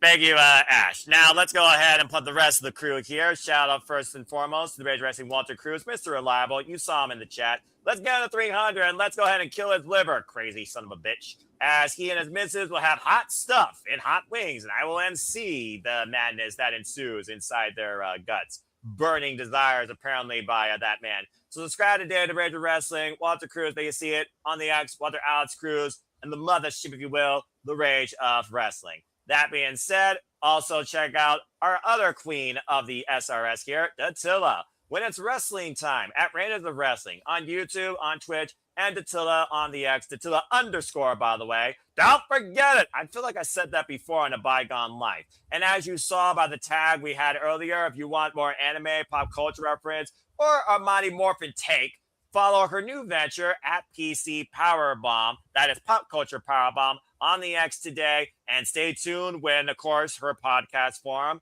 launches and brings you further pop culture outlooks and fun takes. It's sure to be a mighty fun time. Guests will likely be included, not me. I'm hashtag anti-pop culture if you haven't figured it out already. All right. Well, that being said, let's go ahead and bring JJ to the soiree. One of the other hardworking men here. Again, I call him brand ambassador. I call him literally a pioneer of the family. I also call him, once again, he is the renegade of wrestling for a reason. Damn it. JJ, go ahead and plug and tell where the people can find you, despite your graphic. That still annoys me because, again, I would never believe in it. Under credit, glass closed down. Well, hold on. Before you go throwing up that graphic, in honor of the show that we predicted tonight, I say we go a little bit old school. You know what? That's fair. There it is. Dave's never seen that, probably. He's never seen either one, but, you know. No, I haven't. That's from last year. You can find me on X at ROWJJ Williams or Casa D18 Studio. You can find me on YouTube at Casa D18 Studios with an S on YouTube, no S on X. You can find me on Instagram at the Renegade JJ Williams. Also, of course, follow the Simply Reliable Studios on X, as that's where we post all of our huge announcements. That's where we do live streams and watch-alongs and interviews, and I believe this is actually going across there right now as well. So, you know. Oh, well, there you go. Thank you all so Speaking of interviews, make sure you go into the archives, as earlier this evening we talked to Royal Prestige, Tavon Jordan, and Majestic, the Pro Wrestling Symphony Tag Team Champions based out of Tennessee. Was a fun hour and 45-minute interview that included Dragon Kai, that is Sensei Wade and Student Colin, crashing the interview, starting shit with Royal Prestige, which ended up in a match being announced for July 11th's Pro Wrestling Symphony Free-For-All show, where Royal Prestige will defend their titles against Dragon Kai. Good boy. So all that was set up on our show, on our interview. Go back, check that out. It was an awesome interview. And then check out our merch. We actually have a merch store now. You can find it there at that URL. Bam! We've got Simply Reliable Studio shirts built in our regular logo. We've got a Bones type design for Halloween. We've got a Christmassy style design. Look at this guy. We've got our Saturday Shenanigans shirt. We've got one for the Rage of Wrestling. He's been busy. We've got another Walter Cruz one, I Speak Typo. And then we have our We Want Mina shirt. Oh, bloody hell. And yes, you can purchase an Emmanuel card t-shirt, as well as stickers, coffee mugs, and even women's designs, not just men's designs. All at that link right there. And then if you go to the description on YouTube, you can just click the link and you'll be directed straight to the store. You have to remember to put that in by default in the link in YouTube from now I on. do. In any description. Oh, okay. I do. And All then right. because he's not here and he never remembers anyway, check out Nick's wife's IG, feeling.book, where she reviews some, we'll just call them, for lack of a better term, trashy romance novels. I would be kind of say exotic, but I mean, that is more accurate. Feeling.book is her IG. Nick never remembers it, but God damn it, we're going to put her over. Yeah, she's as much of a member of the Super Studios family as Nick himself. All right. Maybe even more of one, because she's more tolerable. Ash, what was your handle on YouTube again? I'll go follow you. It's Baddie for Wrestling. Baddie for Wrestling, okay. Yeah, Perfect. I don't upload as frequent, so just giving you a heads up. But thank you for subscribing. And again, definitely. Stay tuned when Ash and I do a batting bracket breakdown for G1 Climax regarding the opening day and the field this year. Date and time to be determined, but stay tuned. It might even be live. And thank you for that, JJ. Again, we'll talk more about that later. We've got to get through Forbidden Door first. And this weekend, God help me, or Lord help me. Again, I'm Christian. Again, thank you all for tuning in. I know. What else do you have lined up for yourself this weekend, Noah? Because this is not the last prediction show for you, is it? No, it's not. This is about as busy as I've been since WrestleMania, and I will get there shortly. Thank you, JJ. Great segue, and thank you all for tuning in. If you want to engage with me, find me on the X and on YouTube if you try and if you choose and if you dare. And then Foster in 1916 for all things wrestling. Shout out to W Fam. For I am nothing more but a simple man and a lifelong fan of professional wrestling. Damn it! And again, to JJ's point, I'm bloody crazy. You've seen 2 super days this week. You got 2 more coming. In fact, one comes tomorrow night. Stay tuned, 11:30 p.m. Eastern Standard Time, as we will be predicting Night of Champions, ahead of our coverage on Saturday afternoon that will be headlined by Walter Alex Cruz and Jeff Mother Effin Meacham. And then once Night of Champions concludes in Saudi Arabia, one last city predicting to include your weekend with the impact we want to leave, as we simply predict TNA Slammiversary. That will be at 4:30 p.m. Eastern Standard Time on Saturday afternoon, and then you all could rest and enjoy both of those shows, of course, of Slammiversary and Forbidden Door come Sunday night. And again, after this whole weekend, previews conclude, and to my knowledge, the only one we're calling live. Yes, JJ, I see your hand. Go ahead and do your thing first. I'll just bring it up afterwards. I just wanted you to know I needed to.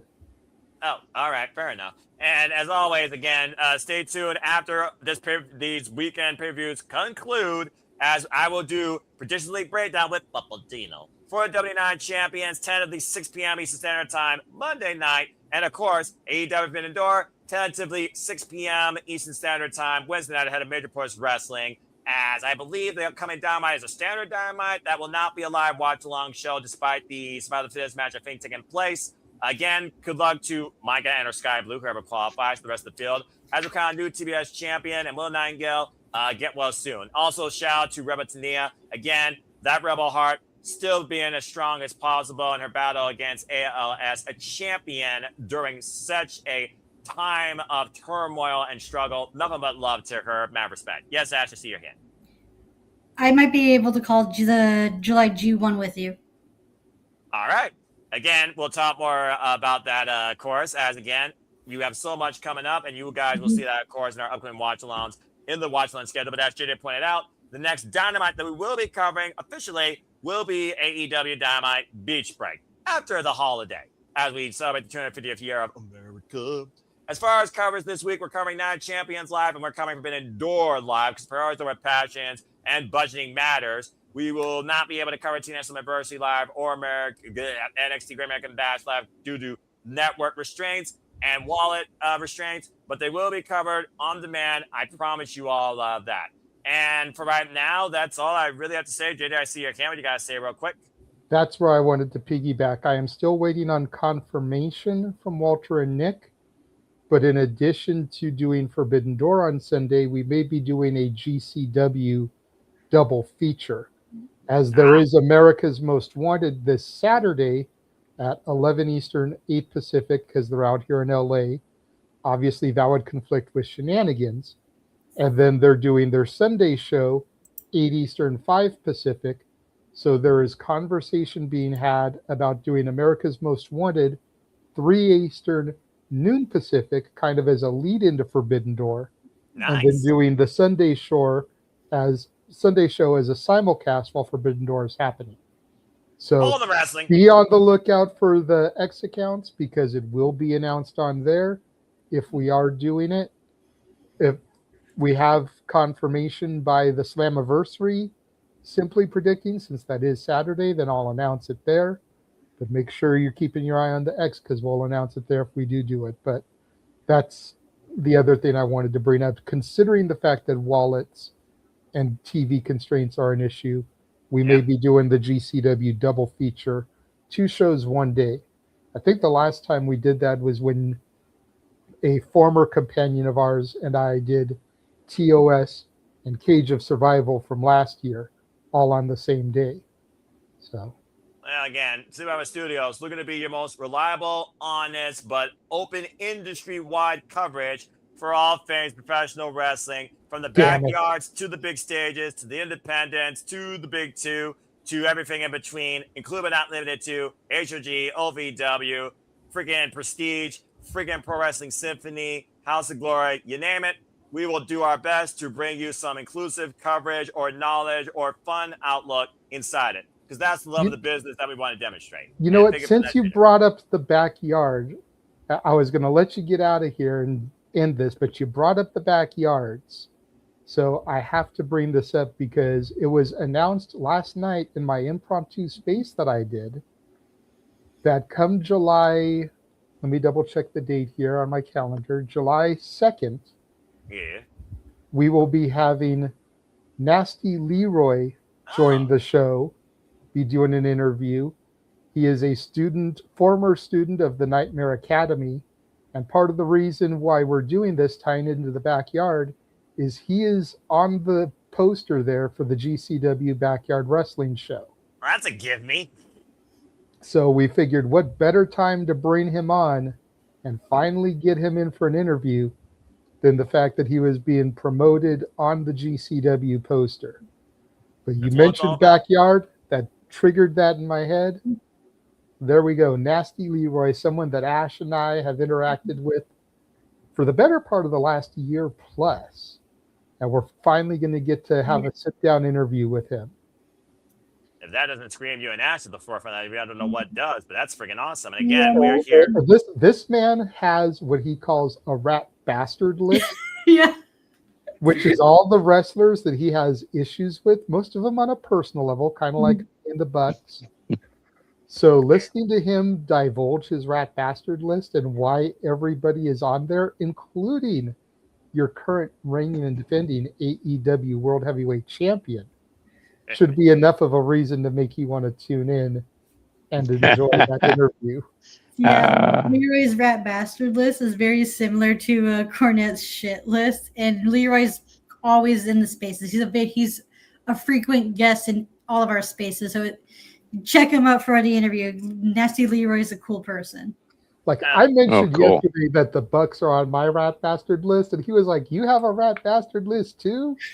I was like, "No, I just don't like them," and I figured I'd pop you by using that terminology. And he's like, "You did pop me."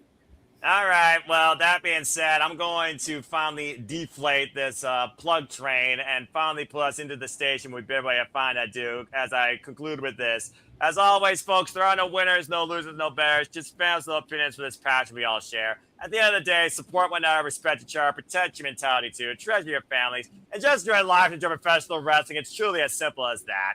With that being said, thank you so much for tuning in, whether you watch this live for the whole time or some of the time, or you're watching it on demand, because you all continue to make this possible. Cheers to 175 episodes of this. Thank you so much. Please like, subscribe, comment, and tell a friend. Hit the bell as it goes live and on any of the channels here across the C-Level Studios. Follow us on the XDA if you haven't already. And hit the subscribe button and the bell. And I assure you, the content, creativity, the shenanigans, the madness, the bookings, the predictions, the interviews, and the ongoing festivities that we bring you forward here are not going to let up anytime soon.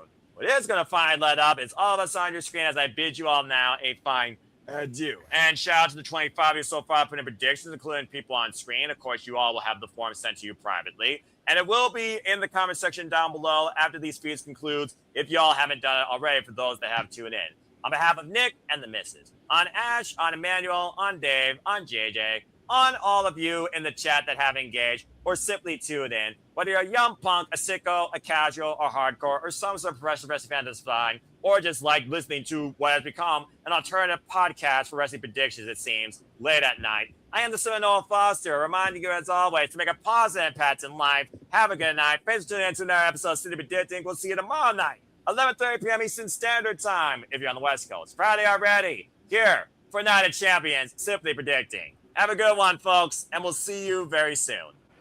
Well, my rap buster, this is John Cena and Juan Cena. Will you stop that? The two and Arlene can't get you, but you're seriously setting yourself up for a beating, Emmanuel. Good grief. Good night, folks.